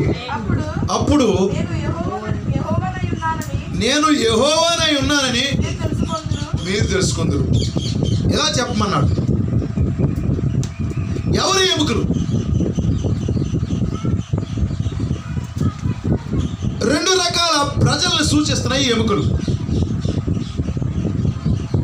చచ్చిపోయి ఎండిపోయి లోయలో ఎటువంటి నిరీక్షణ లేకుండా అనేకమైన ఎముకలు అక్కడ పడి ఉండిపోయినాయి. ప్రియులారా, లోయలో పడి ఉండిపోయింది. లోయ ఏంటి? అగాధ స్థలాలు, చీకట్లో పడి ఉండిపోయింది. ఆ స్థలానికి ఎవరు వెళ్ళడానికి ఇష్టపడరు. స్కెల్టన్గా ఉన్నట్టు స్కెల్టన్ దగ్గరికి ఎవరైనా వెళ్తారా? అది కూడా 1, 2 కాదు, అనేకమైన పడి ఉండిపోతే అక్కడికి ఎవరైనా వెళ్తారా? అయితే దేవుడు అన్నాడు, ప్రవక్తను వెళ్ళమంటున్నాడు. ఆ ఎముకలతో నువ్వు ప్రవచించి మాట్లాడమంటున్నాడు. ఎవరా ఎముకలు? యూదులై ఉన్నారు. ఎవరా ఎముకలు? యూదులై ఉన్నారు. ప్రియులారా, చూడండి, ఆ ఎముకలు తిరిగి రమ్మంటున్నాడు మరలా. హోషేయ గ్రంథం 6వ అధ్యాయం 1వ వచనం చదవండి. హోషేయ గ్రంథం 6వ అధ్యాయం 1వ వచనం. హోషేయ గ్రంథం.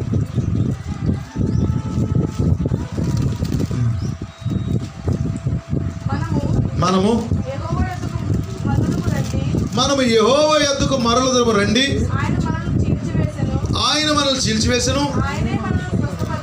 ఆయనే మనల్ని స్వస్థపరచును. ఆయనే మనల్ని కొట్టును. 2 దినములైన తర్వాత మనల్ని బ్రతికించును. మనమైన సభకు మంది బ్రతుకున్నట్లు 3వ దినమున ఆయన మనం స్థిరపరుచుతారు. ఇక్కడ ఇది కూడా ఒక ప్రవచనం. ఎవరి గురించి? యూదుల గురించే. ఇప్పుడు ఈ ఎముకలు ఎవరంటే యూదులు. వాళ్ళు ఎక్కడున్నారు? ఎండిపోయి ఉన్నారు. అది భౌతికంగా ఆత్మీయంగా కూడా జరిగిందండి. ఎందుకంటే ప్రియులారా, ప్రభు అయిన యేసుక్రీస్తు చనిపోయిన తర్వాత యూదులు ప్రపంచ దేశాలన్నీ చెదరగొట్టబడ్డారు. ప్రతి సమయంలో ప్రతి సందర్భంలో ఏదో చెరలోకి వెళ్తానున్నారు. అయితే యూదులు ప్రపంచంలో నుంచి చెదరిపోయారండి. అమెరికా, ఆఫ్రికా, ఇంగ్లాండ్, లేకపోతే రష్యా, అలా ప్రపంచ దేశాలన్నీ చెదిరిపోయారండి వారి దగ్గర ఉన్న ప్రదేశాలు. ఎందుకంటే ఆయన చనిపోయిన తర్వాత వారు ఏమన్నారు? ఈ రక్తము మా మీద, మా పిల్లల మీద ఉండురుగాక అన్నారు. మరంటే మరి ఖచ్చితంగా రక్తం ఆయన మీద, వారి పిల్లల మీద ఉంటుంది కదా, మరి కోరుకున్నారు కదా. ఒకడు ఏమన్నాడు? ప్రవక్త దగ్గరికి వచ్చి, నా కోసం ప్రార్థన చేయి, నాకు టీబీ వ్యాధి ఉంది అన్నాడు. ఎందుకు? లేదు, లేకపోయినా సరే యాక్షన్గా వచ్చాడు ప్రవక్త దగ్గరికి. ప్రార్థన చేయి, అసలు ఇతను ఏం చెప్తాడని. అప్పుడు అతను అన్నాడు, ప్రభు సహోదరుడా, నీకు ఆ వ్యాధి లేదన్నాడు. అప్పుడు అతను అంటాడు, ఇదిగో ఇతను అబద్ధ ప్రవక్త, నాకు టీబీ వ్యాధి ఉన్నా సరే లేదన్నాడు, చూడండి అన్నాడు. అప్పుడు దేవుడు రంగం మీదకి వచ్చి అడుగుతున్నాడు కదా, ఇచ్చాను. అప్పుడు ఇచ్చేశాడు. ప్రభు అయిన యేసుక్రీస్తు నామమున టీబీ వ్యాధి కలుగును కాక అన్నాడు. 4th స్టేజ్లో వచ్చి పడిపోయింది. క్షణాల్లో అతడు ఇక దగ్గడం, చనిపోయే పరిస్థితికి వచ్చాడు. క్షమించు ప్రభు, నన్ను క్షమించంటే ఇప్పటికే సమయం అయిపోయింది. సమయం లేదు. అందుకే దేవుని శోధించకూడదు, కాపురిని శోధించకూడదు, మరి ప్రభు వాక్యాన్ని నిందించకూడదు అని చెప్తున్నాను. ఇప్పుడు ఏళ్ళ కూడా ఏమన్నారు?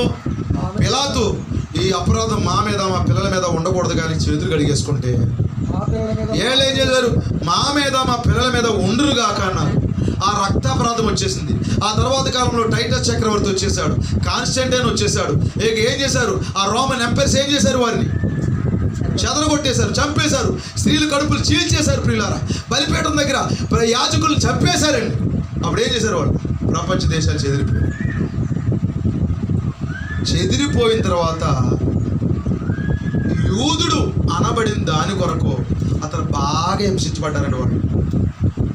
వారిని బాగా హింసించింది, ఆహారం లేకుండా బాధ పెట్టిన వ్యక్తులు ఎవరో తెలుసండి? హిట్లర్ అండి. హిట్లర్కి యూదుడు అంటే అసలు పడదండి. ఎందుకంటే అది ఒక కమ్యూనిజం దేశం, అది కమ్యూనిస్టులు వారు. ఇక వారు ఏదంటే అదే. అది ఎలా ఉంటుందంటే భయంకరంగా, దాన్ని ఏమంటారు మాట నాకు రావట్లేదు. వారి మాటే శాసనం. ఇప్పుడు మన మధ్య మన కాలంలో కూడా ఒకడు ఉన్నాడులేండి, వాడి మొహం దాకా మీకు తెలుసు. అయ్యో, ఎందుకంటే లేనిపోని కొత్త చట్టాలు, రకరకాల పరిస్థితులు తీసుకొస్తాడండి. చిన్న దేశమే, నియంత్రణ, అది నియంత్రణ అన్నమాట. వారు కానీ చాలా భయంకరంగా హింసించేవాడు వారి దేశాన్ని. అయితే యూదుడు అని పేరు చెప్తే చాలండి, చాలా ఘోరంగా హింసించేవారండి. ఆహారం పెట్టలేదండి, ఆహారం కూడా పెట్టేవారు కదండి యూదులకి. మరి అందరిని కలిపి వదిలో పంపించేసి, గ్యాస్ వదిలేసి, మరి కొట్టుకుని చనిపోయేలా చేసేవారండి. బిడ్డల్ని కాల్చినట్టు కాల్చేవారండి. ప్రియమైన దేవుని పిల్లలారా, యూదుడు అనబడినందుకు వారు ద్వేషించబడ్డారండి. ఇంచుమించుగా ఎన్ని సంవత్సరాలు? 2000 సంవత్సరాలు వారు అలాగే గాయపరచబడ్డారు, బాధించబడ్డారు. మీరు చూడండి, మొన్న ఈ మధ్యకాలంలో ఫోటోలు పెట్టారు నెట్లో, ఎంతమందికి వచ్చింది నాకు తెలియదు, కానీ మరి శరీరానికి వారి ఎముకలకి వారి శరీరం అంటుకుపోయిందండి. వారి ఎముకలకి వారి శరీరం అంటుకుపోయి ఎలాగున్నారంటే, మరి ఆ యొక్క క్షమించండి, యెహెజ్కేలు ఆ లోయలో ఎముకలు చూసినప్పుడు ఎలాగున్నారు, వారు అలాగున్నారు. ఆ కాలంలో యెహెజ్కేలు లోయలో ఎముకలు చూశాడు కదా, వీరేవాడు, ఆ యూదులే. ఎముకలు గుడిలాగా ప్రాణాలు మాత్రమే ఉన్నాయండి. ఆ వీడియో చూసామండి. ఒక పెద్ద ట్రక్కులోకి ఎక్కించేసారండి. పాల వ్యాన్లా ఉంటాయి చూడండి, ఆ లోపల సామాన్లు ఉండి మూతేసేస్తారు. అలా మూతేసేసి కింద నుంచి డోర్ వేసేసి ఆ గ్యాస్ పైప్ వదిలేసి లోపలికి ఎలాగా వాళ్ళ ప్రాణాలు పోయినా చూడండి. భయంకరంగా హిట్లర్, స్టాలిన్, ముస్సోలిన్ ఇలాంటి నియంతుల ప్రియమని దేవుని ప్రకారం వారిని భయంకరంగా హింసించారండి. ఆ ట్రక్కులు వేసేసి, డోర్లు వేసేసి, గ్యాస్ లోపలికి పంపించేసి, అది భయంకరమైనటువంటి విషవాయువులు పంపించేసి వారిని చంపేశారండి. ఎందువల్ల? యూదుడు అనబడినందుకు చనిపోయారండి. ఇప్పుడు యెహెజ్కేలు గ్రంథము 37 అధ్యాయంలో చూసినటువంటి ఆ ఎముకల గుళ్ళు వారే. అయితే వారికి ఏముంది? ప్రవచనం ఉంది. హోషేయ గ్రంథంలో ఉన్న ప్రవచనం ఉంది. ఏముంది ఆ ప్రవచనం? ఏంటి? 2 దినములైన తర్వాత మన దేవుడు మనల్ని దర్శించబోతున్నాడు. ఇప్పుడు యేసు ప్రభు కాలం నుంచి 1900, ఇప్పుడు వారికి స్వతంత్రం ఎప్పుడు వచ్చింది? వారి దేశానికి ఎప్పుడు వెళ్ళిపోయారు? 47లో వెళ్ళిపోయారండి. నిజమేనా? 1947లో. దేవుని స్తోత్రం, గాడ్ బ్లెస్ యు. 1947లో వారు వెళ్ళిపోయారు. ఏమొచ్చింది వారికి? 2 దినాల తర్వాత వారిని దేవుడు దర్శించాడు. 2 దినాలంటే ఏంటి? 2000 సంవత్సరాలు. హోషేయ గ్రంథంలో అదేనా రాయబడింది? 3వ దినమున మనం స్థిరపరచబడతాం. 3వ వెయ్యేంటి? 1000 ఏళ్ల పరిపాలన. దేవునికి మహిమ కలుగును గాక. మరలా రాజ్యం రాబోతుంది. మరలా దావీదు కుమారుడు సింహాసనం మీద ఆయన మరి ఏలబోతున్నాడు తన ప్రజల్ని.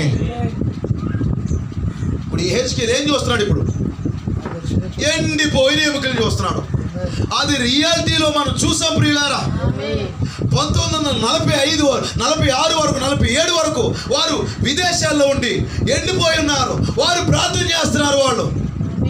వాళ్ళు రబ్బీ ప్రార్థన చేస్తున్నాడు. ఆఫ్టర్ 2000 years, 2000 సంవత్సరాలు అయిపోయిన తర్వాత వారు హోషేయ గ్రంథాన్ని మరి తీసుకుని ప్రార్థన చేస్తున్నారు. ప్రభు, 2 దినాలు అయిన తర్వాత, 2000 సంవత్సరాల తర్వాత మమ్మల్ని జ్ఞాపకం చేసుకుంటానన్నావు కదా. ఈ ఎండిపోయి ఉన్నాము, ఈ ఎముకలు ఎండిపోయినాయి. అవి ఎండిపోయినాయి కానీ ఎవరి ఆ ఎముకలు? ఎవరి ఆ యూదులు? ఎవరు వారు? ఆయన ప్రజలై ఉన్నారు. ఈ ఎముక ఎవరు? ఆయన. అవెవరు? ఆదాము. వధువెవరు? యేసుక్రీస్తు. కష్టాల్లో ఉన్నావు కానీ నువ్వు వధువు, నువ్వు యేసుక్రీస్తువి. నువ్వు శ్రమల్లో ఉన్నావు కానీ కొన్నిసార్లు ఎలా విడిపించుకోవాలి నీకు? ఎందుకంటే తెలియక చిక్కులు పడిపోయావు. చూడండి, గాలిపటం మేము వేస్తూ ఉంటారు పిల్లలు, లాగేసేసారు చూసుకుంటారు కానీ చిక్కడిపోతున్న దారాన్ని చూడరండి. ఇది కింద చిక్కడిపోద్ది, ఎలా తీయాలో తెలియదు, తెంపేస్తారు. నీకు ఎలా బయటికి రావాలో తెలియట్లే. అసలు ఆశే లేదు బయటకు వచ్చే నిరీక్షణ. అంటే మనకు నిరీక్షణ ఉంది, దాన్ని ఏమంటారు? హోప్స్ లేవు.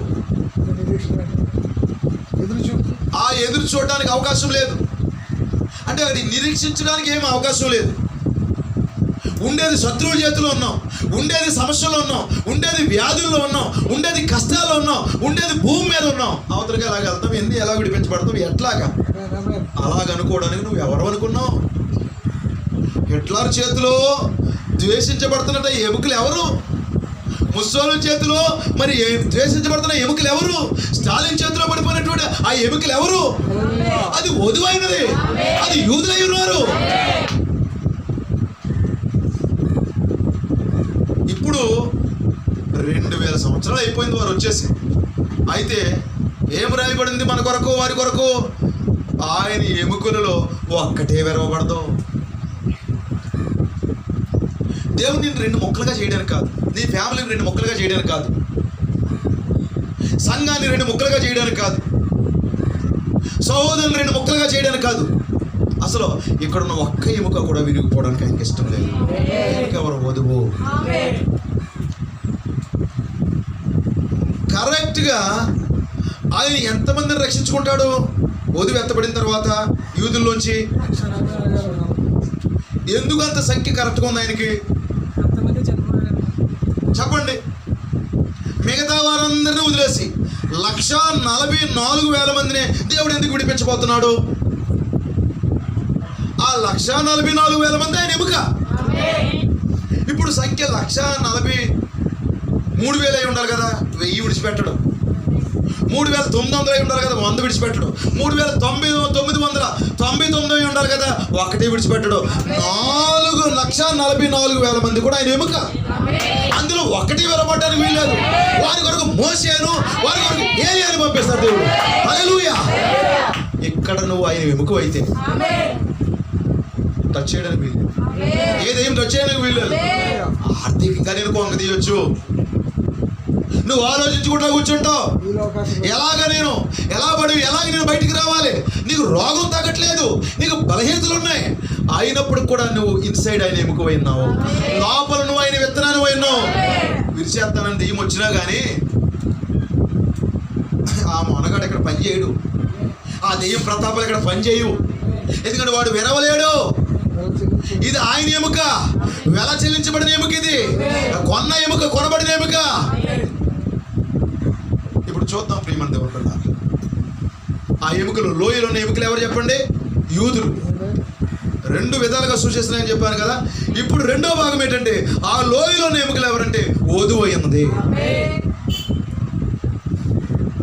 ఇప్పుడు పైన ఉన్న చర్మం తినివేయబడింది, ఆ తర్వాత మాంసం తినివేయబడింది, నరాలు తినివేయబడినాయి, అక్కడ సమస్తం తినివేయబడ్డాయి. ఆ ఎముకలు కూడా ఉంది. పూర్తిగా లోయ అంతా ఎముకలతో నింపబడి ఉంది. 4 దశల్లో వచ్చి దెయ్యము ఆ సంఖ్యను, ఆ వ్యక్తుల్ని తినేసాడు పట్టుకుని. అయితే ఉంటున్నారా? హల్లెలూయా. అయితే ఏం జరిగింది ఇక్కడ? ప్రవక్తను పంపించాడు. యూదులకి హోషేయ ప్రవచనం ఉంది, నిజమేనా? 2 దినాలు అయిన తర్వాత వారు వచ్చేయాలంతే. హోషేయ ప్రవచనం ఉంది. ఇప్పుడు అన్య వధువుకి ప్రవచనం ఎత్తి ఎండిపోయిన ఎముకలు బతుకని చెప్పి ఒక ప్రవక్త లేడా? అన్నాడంటారా? వెళ్ళు, ఆ లోయలోకి వెళ్ళు, ఆ చీకట్లోకి వెళ్ళు, ఆ ప్రజల యొద్దకు వెళ్ళు, ప్రవచించు, వాక్యాన్ని ప్రకటించు, బ్రతకమని చెప్పు. మన కాలంలో ఒక హెచ్కేల్ వచ్చాడు, మన కాలంలో ఒక ప్రవక్త వచ్చాడు, మన ఇండియా వచ్చాడు. వచ్చి ఏం చేస్తున్నాడు? ప్రవచిస్తున్నాడు. ఎముకలు ఎవరు? ఆయన వధువు. 4 దశల్లో వచ్చినాయండి ఆ పురుగులు. మనకు తెలుసు కదండి. ఆ వధువు వృక్షాన్ని తినడానికి, ఆ వధువు మరి తినడానికి 4 దశల్లో ఆ పురుగులు వచ్చినాయి ప్రియులారా. గొంగళ పురుగు, పసర పురుగులు, ఇంకా చీడ పురుగులు, మిడతలు, గొంగళ పురుగులు వచ్చి ఏం చేసినాయి? సహవాసాన్ని తీసేసినాయి. ఆ సహవాసాన్ని తీసి పడేసినాయి. అభ్యంతరాలు వచ్చేలా చేసేస్తున్నాయి. నువ్వంటే నాకు అర్థమవుతలేదు, నేనంటే నీకు అర్థమవుతలేదు. మళ్ళీ నిన్ను విడిచి నేను ఉండలేను, నన్ను విడిచి నువ్వు ఉండలేవు. మీకు అర్థమవుతుందండి? కానీ అప్పుడప్పుడు మనకేంటంటే నువ్వేంటో నాకు అర్థం అవ్వకుండా, నన్ను నేనేంటో నీకు అర్థం అవ్వకుండా నేను కలిపి చేసేస్తుంది. ఎందుకు? అది గొంగళ పురుగు. అది ఆ తర్వాత ఏమొచ్చినాయి? పసర పురుగులు. అవి ఏం చేస్తున్నాయి?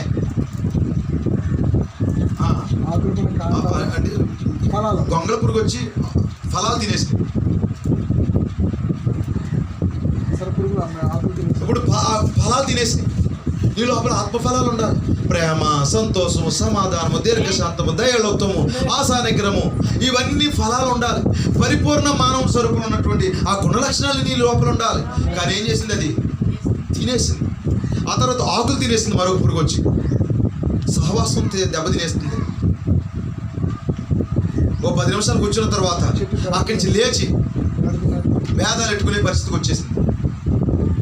ఇది చర్చ చాలా సంఘాల్లో ఇదే పరిస్థితి అండి. 10 నిమిషాలు నవ్వుతా కూర్చుంటారండి. అంత అయిపోయిన తర్వాత ఆ సహోదరుడు అలాంటి, ఈ సహోదరి ఇలాంటిది. ఎందుకు? అక్కడ పసర పురుగు. ఆ తర్వాత వచ్చింది చీడ పురుగు. మిడత వచ్చింది, ఆకులు తినేసింది, చీడపురుగు వచ్చింది. ఏం చేస్తుంది? అది పెరడు తినేస్తుందండి. ఇక అక్కడ ఉన్నటువంటి ఆ బలానంతా తినేస్తుంది. ఇంకోటి వచ్చింది, వేరులోకి వెళ్ళిపోతుంది. ఇక మొత్తం ఆ వధు వృక్షం ముద్దయిపోయిందండి, నరక వేయబడింది ఆ వధు వృక్షం. అయితే లోపల ఎక్కడో వేరు లోపల జీవం ఉన్నది. హల్లెలూయా. అది ఎండిపోయినట్టుగా కనపడుతుంది, అది ఎముకల్లా కనపడుతుంది. వింటున్నారా? అది ఎముకలా కనపడినా, అది ఎండిపోయినట్టు కనపడినా, అది చనిపోయినట్టు కనపడినా లోపల జీవం ఉంది. ఇప్పుడు యోబేమన్నాడు? దెయ్యానికి కనపడుతుంది. దెయ్యానికి ఎలా కనపడుతుంది? చీకిపోయినట్టు కనపడుతుంది, ఎండిపోయినట్టు కనపడుతున్నాడు. అంటున్నాడు, నా ఎముకలతో దేవుని చూస్తాను. శరీరం చీకిపోయినా, నేను నశించిపోతా, కృషించిపోయినా, నా ఎముకలతో నేను దేవుని చూస్తాను. ఎముకలతో దేవుని చూడటం ఏంటండి? ఎముకే వధువు. హల్లెలూయా. ఈ వధువును రకరకాల పరిస్థితుల్లో తినేస్తున్నాడు దెయ్యం. సహవాసం దెబ్బతిందండి. ఒక్కోసారి నువ్వు ఎంత మంచి వ్యక్తివో, అసలు నీకు 10 రూపాయలు ఉన్నా రూపాయి ఇచ్చుకుని 9 రూపాయలు ఇచ్చేసే వ్యక్తివి. కానీ 9 రూపాయలు ఇచ్చేసిన తర్వాత కూడా నీకున్న చిన్న భేదానికి, నువ్వు చిన్నటువంటి కొంచెం నాలుగు అటు ఇటు తిరిగిన దానికి నువ్వు తప్పుడు వ్యక్తిగా చూపిస్తుంది దెయ్యం. కొన్నిసార్లు నీ నాలుక నీ వశంలో లేకుండా కొంచెం అటు ఇటు తిరుగుతుంది. దాన్ని స్ట్రైట్గా ఉండని చూడ నేర్చుకోండి. కొన్నిసార్లు అది ఏం చేస్తుంది? నీ లోపల మంచి ఫలాలు ఉంటాయి. నీ లోపల ప్రేమ అనే ఫలం ఉంది. నీ లోపల దీర్ఘశాంతం. అసలు ఎంతో ఓర్చుకుంటావో ఒకేసారి ఫైర్ అయిపోతావు. ఎందుకంటే అది వచ్చేసి నీ లోపల తినేస్తుంది. సహనం ఉంది నీ లోపల, దయదత్వం ఉంది, మంచితనం ఉంది, సాత్వికం ఉంది. ఇవన్నీ కొన్ని లక్షణాలు దైవం వచ్చే చేస్తుంది, మెల్లిగా తినేస్తుంది. చూసేవాడికి అందమైనటువంటి ఈ చెట్టు జీవ వృక్షంలో ఒక పాలి భాగమైనటువంటి ఈ వధు వృక్షము తినివేయబడి ఎలా కనపడుతుంది? మొద్దులా కనపడుతుంది. ఫలాలతో తొలదొగవలసినటువంటి చెట్టు మొద్దులా కనపడుతుంది. ఇదంతా చెట్టు ప్రాబ్లం కాదు, ఆ పురుగులు తినేసినాయి. అయితే నరపుత్రుడా, ప్రవచన వ్యక్తి మాట్లాడు. స్పోకెన్ వర్డ్, పలుకుబడిన మాటతో దేవునికి మహిమ కలుగును గాక. అక్కడ ఆ వధువును మరలా పునరుద్ధరించాలి. హల్లెలూయా. ఇప్పుడు ఆ వధువు వృక్షం పునరుద్ధరించబడాలి. ఇప్పుడు యెహెజ్కేలు ఎండిపోయిన ఎముకల దగ్గరికి వచ్చాడు అంటున్నారా? ఇప్పుడు కాపరి మీ వద్దకు వచ్చాడు. ఇప్పుడు సంఘము కొన్నిసార్లు ఎండిపోయిన స్థితిలోకి వచ్చేస్తుందా లేదా? ఎవరు ఎముకలు బతికిస్తున్నాడు? కాపర్ అంటే కాపర్ కాదు, కాపర్లో ఉన్న పరిశుద్ధాత్మ. హల్లెలూయా. కొన్నిసార్లు కొన్ని చోట్ల ఎలా ఉంటుందంటే, ఆ గొర్రె బొచ్చంతా తీసేసుకుని దాన్ని కొవ్వంతా తినేసి దాన్ని మొక్కలు చేసి మళ్ళీ ఇంకో గొర్రెతో తినేద్దారని చూసి, అయితే నిజమైన కాపర్ అలా చేయడు. దానికి తగిన వేళ ఆహారం పెడతాడు. ఒకవేళ మరి దాన్ని ఏం చేస్తాడంటే మెళ్ళ మీద ఎత్తుకుంటాడు. దేవుని పిల్లల, అది గాయపడితే తేనె పోస్తాడు. హల్లెలూయా. తేనె నాకిస్తాడు దాని చేత. మరి ఖచ్చితంగా దాని పట్ల శ్రద్ధ వహిస్తాడు, దాన్ని కాపాడుకుంటాడు. అలాగా మన ప్రధాన కాపరి మిమ్మల్ని కాపాడుకుంటూ వస్తున్నాడు. ఎంతమందిని కాపాడుతున్నాడు? లేకపోతే ఇప్పటికే నువ్వు నశించిపోవాలి, ఇప్పటికే నువ్వు పాపంలో పడిపోవాలి, ఇప్పటికే మీ కుటుంబాలు చనిపోవాలి. ఎంతమందికి అర్థమవుతుంది? ఎవరో ఒక వ్యక్తిని పంపించండి దగ్గరికి. రాహాబు అప్పుడు దాకా అనుకుంటుంది, ఇక నా జీవితంలో నేను తెలియక తప్పు చేశాను, నా పని అయిపోయింది, నా వయసు ఇక్కడే అయిపోతుంది. ఆ విత్తనం మొరపెడుతుందండి, ఏడుస్తుంది.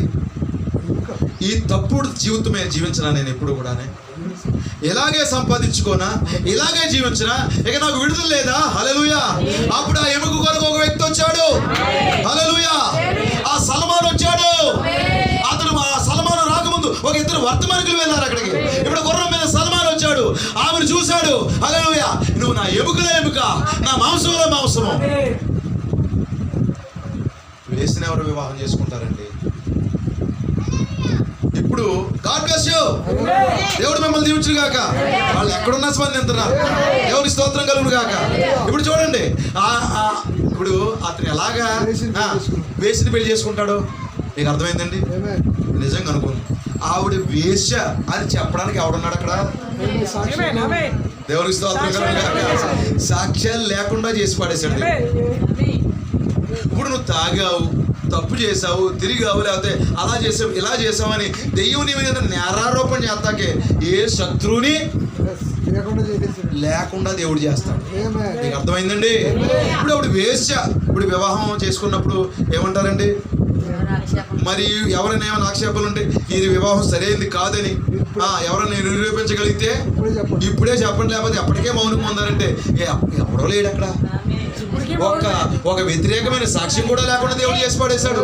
ఇప్పుడు సల్మాన్ వివాహం చేసుకుంటున్నాడు. అప్పుడు అన్నాడు, నువ్వు నా ఎముకలో ఎముక, నా మాంసంలో మాంసము, నీ చురాలునైన నన్ను నీ పక్కన చేర్చుకున్నందుకు దేవానికి స్తోత్రాలు. అప్పుడు అంటున్నాడు, నువ్వు తప్పుడు వ్యక్తి అయినా నిన్ను నేను మార్చేసుకున్నాను, నీ లోపల నుంచి క్రీస్తు రాబోతున్నాడు. హల్లెలూయా. నీ లోపల నుంచి గొప్ప వ్యక్తి రాబోతున్నాడు. ఆ యొక్క మరి సల్మాన్ లోంచి బోయాజు వచ్చాడు, బోయాజు నుంచి యెషై వచ్చాడు, యెషై నుంచి దావీదు వచ్చాడు, దావీదు నుంచి సొలొమోను వచ్చాడు, సొలొమోను సంతతిలోంచి యేసేపు, యేసేపు నుంచి మా యేసుక్రీస్తు వచ్చాడు. ఎలాంటి జీవితం ఇచ్చాడు? ఎండిపోయాం మేము. ఇంతేనేమో జీవితం. ఒకవేళ ఆ ఎముకలకు కానీ మాటలు వచ్చి ఉంటే, మాటలు కాదండి, మాటలు వచ్చి ఉంటే ఏమని మాట్లాడుకుంటే, సహోదర మన పరిస్థితి ఇంతే, ఏమండి ఇంతే నా పరిస్థితి, అయ్యో మనం ఇలాగే ఉంటాం, ఇంకా ఇక్కడికి వచ్చి మనల్ని బాగు చేసేవాళ్ళు ఎవరు లేరుక, మనం నశించిపోవడమే, ఇలా మట్టిలో కలిసిపోవడమే. ఒకవేళ మాటలు వచ్చి ఉంటే ఆ రీతిగా మాట్లాడుకొని ఉండొచ్చు. నువ్వు తెలియకేదో పొరపాటులో పడిపోయావు, తెలియకేదో పాపంలో పడిపోయావు, నిన్ను విడిపించే వాళ్ళు ఎవరు లేరు, ఇక ఇంతే నా జీవితము. వర్తమానికుడు రాడా? హల్లెలూయా. ఇక్కడికి వచ్చి వాక్యాన్ని ప్రకటించే ఒక వ్యక్తి లేడా? నా జీవితాన్ని మంచిగా మార్చే ఒక వ్యక్తి లేడా? నశించిపోతున్న నా జీవితాన్ని సరిగా అందంగా తీర్చిదిద్దగలే ఒక వ్యక్తి లేడా? హల్లెలూయా. దేవుడే అపాయింట్ చేశాడు మన కాలపు ప్రవక్తని, దేవుడే అపాయింట్ చేశాడు ఒక కాపర్ని. హల్లెలూయా. నశించిపోతున్న నిన్ను, పాడైపోతున్న నిన్ను, ఎముకల గుడిగా ఉన్న నిన్ను, లోయలో ఉన్న నిన్ను నీ దగ్గరికి దేవుడు ఒక వాక్యాన్ని పంపించాడు. హల్లెలూయా. నరపుత్రుడా ప్రవచించు, పలుకు. ఇప్పుడు అతడు ఎముకల్లో లోయ దిగాలంటే కష్టమా కాదండి? ఇప్పుడు ఈ సేవకుడు ఏం చేయాలంటే వినాలి జాగ్రత్తగా, వారున్న స్థితిలోకి వెళ్ళిపోవాలండి. ఆ ఎముకల కష్టాల్లోకి ఇతను వెళ్ళిపోవాలి, ఆ భయంకరమైన దుర్గంధంలోకి ఇతడు వెళ్ళిపోవాలి. ఇప్పుడు ఇతడు నిజమైన కాపరు గనక, నిజమైన దేవుని కుమారుడు గనక వారి స్థితిలోకి వెళ్ళిపోయాడు. వారి కష్టం తనదిగా భావించాడు, ఇతనికి ఏం బాధ కావట్లేదు, లోపలికి వెళ్ళిపోయాడు. దేవుడు ఇప్పుడు అలాగే వచ్చాడు. నీ బాధలోకి ఆయన బాధ వచ్చేసింది. అంటే ఆయన బాధ అంటే నీ బాధ ఆయన బాధగా తీసుకున్నాడు, నీ నొప్పి ఆయన నొప్పిగా భరించాడు. ఇప్పుడు ప్రవచిస్తున్నాడు. అక్కడ ఏజ్కేల్ ఏం చేస్తున్నాడు చెప్పండి? ప్రవచిస్తున్నాడు. చదవండి చదవండి చదవండి. అందుకు ఆయన ప్రవచనం ఎత్తి ఎందుకు కొంచెం ముందుకు చదవండి. అప్పుడు నేను ప్రవచనం ఎత్తి ఎన్నో వచ్చు? 7వ వచ్చు. ఆయన నాకు ఇచ్చిన ఆజ్ఞ ప్రకారము నేను ప్రవచించుచుండగా ఏమొస్తుంది అక్కడ? ఇప్పుడు ఎముకలన్నీ అద్దుకోవాలంటే అక్కడ ఏముండాలి చెప్పండి? శబ్దము. 7 ఉరుములు వాటి వాటి శబ్దములు పలకాలి. అప్పుడే ఎముకలన్నీ అద్దుకుంటాయి. దేవునికి మహిమ కలుగును గాక. గడగడమని శబ్దం వచ్చింది. అప్పుడు ఎముకలు దేవునికి మహిమ కలుగును గాక. ఇవి అప్పుడు దాకా భేదాలతోనూ, కష్టాలతోనూ, ఇబ్బందులతోనూ నేనేం మాట్లాడతాను, నేనేం చేస్తాను, నేనే మాట్లాడతలేదు. పక్కన పెట్టేస్తాను. వద్దు బాబా, అతను మొక్కలు చూసి రాకొచ్చింది, పక్కన పెట్టి ఉంది. ఆవిడ మంచిది కాదు, అతను మంచోడు కాదు. ఇవన్నీ డిఫరెంట్గా గ్యాప్ గ్యాప్ వచ్చేసి ఉన్నాయండి. ఎప్పుడైతే శబ్దం వచ్చిందో ఒకదానికి ఒకటి అతుక్కుంటున్నాయంటండి. హల్లెలూయా. ఇప్పుడు ఎముకలన్నీ వాక్యం వచ్చినప్పుడు అతుక్కుంటాయా లేదా? ఇప్పుడు వధువంతా ఐక్యమవుతుందా లేదా? ఈ చివరి దినాల్లో కూడా ఇప్పుడు ఈ సమయంలో అందరూ చిన్నగా మరి కొంతమంది సేవకులు, కొంతమంది సంఘాలు మరి డిఫరెంట్గా వేరుగా ఉన్నట్టు కనబడ్డాయి. కానీ ఒక దినాన్న మరి వధువైతే ఖచ్చితంగా ఐక్యమవుతుంది. హల్లెలూయా. ప్రపంచ వ్యాప్తంగా ఉన్న వధువంతా ఒక దినాన్న ఐక్యమవబోతుంది. నేను చూస్తుండగా ఫస్ట్ ఏమొచ్చింది చెప్పండి? నరములు. నీతీకరణ ఏమొచ్చిందంట? నరములు వచ్చిందంటే ఫస్ట్ లోదర బాధ వచ్చింది. లోదర బాధ ఏం తీసుకొచ్చింది? నరాలనే తీసుకొచ్చింది. ఎంతమందికి అర్థమవుతుంది? లోదర బాధ ఏం తీసుకొచ్చింది? నరాలు. నరాలంటే నీతీకరణ. పోపులు పెత్తనం చెల్లదు. మరి ఇలా తప్పు చేస్తున్నారని 99 తప్పులు వెస్ట్ జర్మనీలో ఆ యొక్క క్యాథలిక్ మందిరాన్ని కొట్టేసి బయటకు వచ్చేసాడు అతను, మార్టిన్ లూథర్. నరములే వచ్చినాయి. ఆ తర్వాత ఏమొచ్చింది? మాంసం వచ్చిందంట. ఇది ఎవరు వర్తమానం? ఇది వెస్లీ వర్తమానం. ఇది దేవునికి స్తోత్రం కలుగును గాక. వెస్లీ వర్తమానం వచ్చింది మనకి. అతను ఏం చేశాడు? బాప్తిస్మం అంటే చిలకరింపు కాదు. ఎందుకంటే బాప్తిస్మం అనే మాటకి ముంచుము లేక పాతి పెట్టము. అది ఎక్కడ వాడది? గ్రీకు వాడది. బాప్టైజో అనే గ్రీకు పదము నుండి బాప్తిస్మం అనే మాట వచ్చింది కనుక ఇప్పుడు ఖచ్చితంగా ముంచుడు బాప్తిస్మే తీసుకోవాలి. చిలకరింపు బాప్తిస్మం తప్పని వచ్చినటువంటి మాంసం యొక్క వర్తమానమే జాన్ వెస్లీ వర్తమానం. అన్నీ ఒకేసారి వచ్చేది చెప్పండి. నరములు వచ్చినాయి ఫస్ట్, అది లూథర్ వర్తమానం. మాంసం వచ్చింది, అది వెస్లీ వర్తమానం. ఆ తర్వాత ఏమొచ్చింది చెప్పండి? చర్మం. పెంతుకొస్తు వర్తమానం. ఇది చర్మం వచ్చేగానే నడిచేస్తాం లేదంటే ఎముకలు జీవం రావాలి, అసలు రావాలి, ఇవి 7వ ముద్ర రావాలి. హల్లెలూయా. దేవునికి మహిమ కలుగును గాక. వధువు లేవాలి, లెక్కించలేని సైన్యంగా నిలబడాలి. అక్కడ ఏమొచ్చింది? అక్కడ మాంసం వచ్చింది, చర్మం వచ్చింది. చూడగానే ఎలా కనపడుతుంది? నరాలు, మాంసం, చర్మం రాగానే మనిషిలో కనపడతారు లేదా? బాగానే కనపడిపోతారు. అయిపోయిందా? కానీ కదలలేదు. పెంతుకొస్తు వర్తమానం కూడా అలాగే అయిపోయిందండి. ఎందుకంటే ఇప్పుడు మనం ఉన్న పెంతుకొస్తు సంఘాల గురించి మనం ఎప్పుడు మాట్లాడుకోవట్లేదు.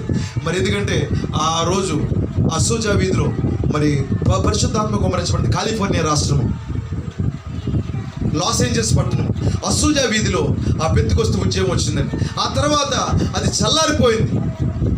అదేంటది? చర్మం యొక్క వర్తమానం. అది భాషలు మాట్లాడారు, కొన్ని స్వస్థతలు చేశారు, కొన్ని అద్భుతాలు చేశారు, కొన్ని సూచక్రియలు చేశారు, ఎగిరారు, కింద పడ్డారు. ఇప్పుడు దాకా పెంతుకొస్తు సంఘాలు అలాగే అయిపోయినాయి. ఇప్పుడు సంఘానికి వెళ్ళు, నీ దవడ వాసిపోతాను. ఎందుకంటే కిందకి మీదకి మాస్టర్ గారు స్పీడ్గా డ్రమ్ కొట్టారు. స్పీడ్గా పరిశుద్ధాత్మ దిగి రమ్ము మాపై వరములతో మమ్ము వెలిగించు. మా మారు మనసులో ఎవడో డ్రమ్ కొట్టేస్తారు. అక్కడ స్పీడ్గా డ్రమ్ కొట్టేస్తుంటే అక్కడ ఈ మారు మనసులో డ్రమ్ కొడుతుంటే వాళ్ళు ఎగిరెత్తుంటే నవ్వుతూ ఉంటాడు. అక్కడ నవ్వుకుంటారు. ఎవరు వస్తారు? ఒకరినొకరు చూసుకుని నవ్వుకుంటూ ఉంటారు. అక్కడ పరిశుద్ధాత్మ వచ్చిందా? పరిశుద్ధాత్మ వచ్చి మళ్ళీ సినిమా పాటలు పాడమందా? పరిశుద్ధాత్మ వచ్చి మళ్ళీ టీవీలు చూడమందా? పరిశుద్ధాత్మ వచ్చి మళ్ళీ తప్పు కార్యాలు చేయమందా?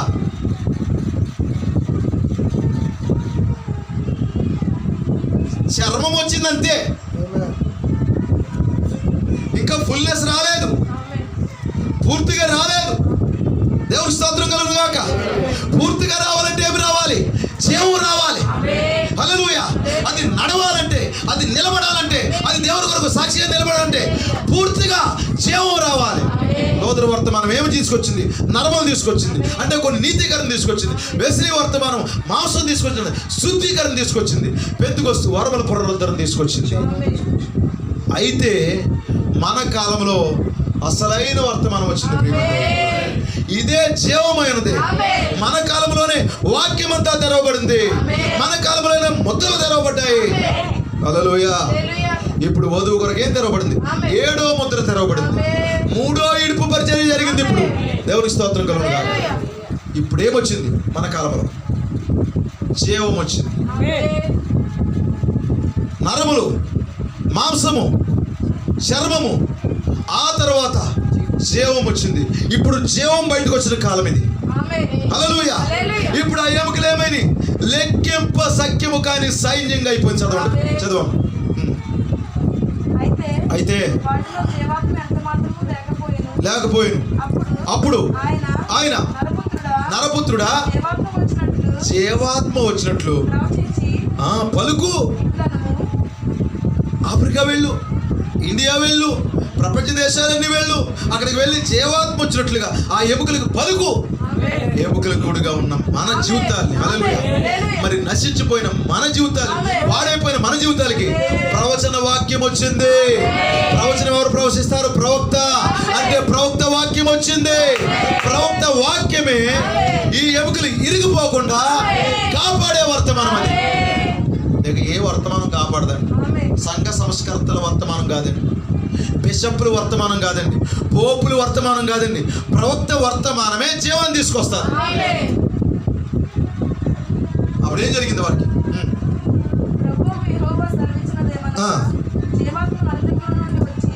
జీవాత్మ నలుదిక్కుల నుండి వచ్చి, ఎందుకంటే 4 దశలుగా పురుగులు వచ్చినాయి కదా. ఇప్పుడు ఏం చేశాడు దేవుడు? దాన్ని కాపాడుకోవడానికి నలుదిక్కుల నుంచి జీవాన్ని తీసుకొచ్చాడు. మరి ఏం 4 జీవులు వచ్చినాయి. హల్లెలూయా. మొదటి జీవి సింహం వంటిది. రెండవ జీవి ఇక్కడ కనపడుతున్నాయి, కెమెరాలో కనపడుతున్నాయి చూడండి. మొదటి జీవి ఏంటి? సింహము. రెండవ జీవి ఎద్దు వంటిది. మూడవ జీవి మనుషుల ముఖం. 4వ జీవి ఎగురుచున్న పక్షిరాజు. దేవుడి స్తోత్రం కలుగును గాక. 4 దశలుగా అది తినేస్తే 4 జీవులు దేవుడు తీసుకొచ్చి ప్రకటన గ్రంథం ప్రకారంగా ఈ వధువుని ఏం చేశాడు? ఆమె లోపలికి జీవాత్మను తీసుకొచ్చాడు. వచ్చి హతులైన వీరు బ్రతుకున్నట్లు వారి మీద ఊపిరి విడుము. నేను ప్రవచింపగా జీవాత్మ వారిలోకి వచ్చెను. వారు సజీవులే. There is no death. అక్కడ మరణం లేదు. ఇక ఇప్పుడు వారు సజీవులయ్యారు. ఒక్క ఎముక నిరిగిపోయిందా? ఇడిపోయింది, పక్కకెళ్ళింది, తప్పుకుంది. అది ఎక్కడో చీకట్లో ఉంది, అది ఎక్కడో లోయలో ఉంది, కానీ విరిగిపోలేదు. ఇప్పుడు ఒక్క ఎముక కూడా విరిగిపోకుండా అవన్నీ ఆమె అతికించబడ్డాయి, ఒకదాంతో ఒకటి కలిసిపోయినాయి. ఇప్పుడు నరములు, మాంసము, చర్మము, ఇప్పుడు జీవాత్మ వచ్చింది. జీవాత్మ వచ్చిక సజీవులే లేచి లెక్కింప సఖ్యము కాని మహాసైన్యమై నిలిచి. ఇప్పుడు వధువే ఆ మహాసైన్యము. ఆ తెల్లని గుర్రం మీద ఆయన వెళ్తున్నప్పుడు ప్రియమైన దేవుని పిల్లారా, ఆ వెనకాల ఈ వధువు మహాసైన్యం కలబోతుంది. ప్రవక్త చూస్తున్నాడు కదండి. ఏంటి? ఆ కవాతు చేసి నడిచి వస్తున్నటువంటి ఆ ప్రజలు, దేవుని స్తోత్రం కలుగును గాక. వారు ఎలా ఉన్నారు? సైన్యము. లెక్కింపజేయని సఖ్యము గారి సైన్యం అది. హల్లెలూయా. ఆది కాండం మొదలుకొని ప్రకటన గ్రంథం వరకు మరి సంఘకాలంలో ఉన్నటువంటి, మరి ప్రతి కాలం ఉన్నటువంటి వధువు అక్కడ లేచి నిలబడి లెక్కింప సఖ్యము కానీ సైన్యంగా మారిపోయింది ఇప్పుడు. అందుకే ఏమన్నాడు? పస్కా పశువు, పస్కా బలిని ఆచరించినప్పుడు గొర్రె పిల్ల ఎముక ఎవరు వద్దయ్యా? ఎముకేం చేసుకుంటాడు ఆయన? గొర్రె పిల్ల ఎముకను విరవకు. అలాగే కీర్తనకారుడు అన్నాడు, నా ఎముకల్లో ఒకటి విరవబడదు. ప్రభువైన యేసుక్రీస్తు గురించి ఆ ప్రవచనం ఉంది అక్కడ. అందుకే అన్నాడు, నా వీపుని చేర్చండి, పక్కన చేర్చండి, ఉమ్ములు వేయండి, గడ్డాన్ని పట్టుకుని పెరకండి, ముళ్ళ కిరీటం పెట్టండి, కళ్ళ మీద కంటే వచ్చేసేలాగా ఎముకలు జోలికెత్తారు. హల్లెలూయా. మీకు అర్థమైందా? ఇప్పుడు ఎలాంటి పనిష్మెంట్ అయినా పెట్టి ప్రభువా నాకు నా ఎముక జోలికి వెళ్ళను. అవ్వా నీకేం పర్లేదు, నేనున్నాను. హల్లెలూయా. చేసి చాలా పెద్ద తప్పే, నేనున్నాను. ఎందుకంటే మరి ఏమన్నాడు? పాడాడు కదా పద్యం ఎత్తి, పద్యం పాడినట్టు పాడాడు కదా, నా ఎముకల్లో ఎముక, నా మాంసంలో. పెళ్లి చేసుకుంటే మరి అలాగే ఉంటుంది. నువ్వు లేకపోతే నేను లేను, నేను లేకపోతే నువ్వు లేవు. కొంతకాలానికే ఉంటే నువ్వన్నా ఉండు, లేకపోతే నేనన్నా ఉండాలి. దేవుని స్తోత్రం కలుగును. పద్యాలు పాడినట్టు ఉండదు. తప్పదు, ఎముకలతో పడాలి కొంత. ఇప్పుడు ఆ ఎముకలు ఇరిగిపోవడానికి ఇష్టపడ్డ ప్రభువైన యేసుక్రీస్తు. భౌతికంగా నీ భార్య పట్ల నీకు అంత శ్రద్ధ ఉంటే మరి దేవుడు శ్రద్ధ కలిగి ఉండడా?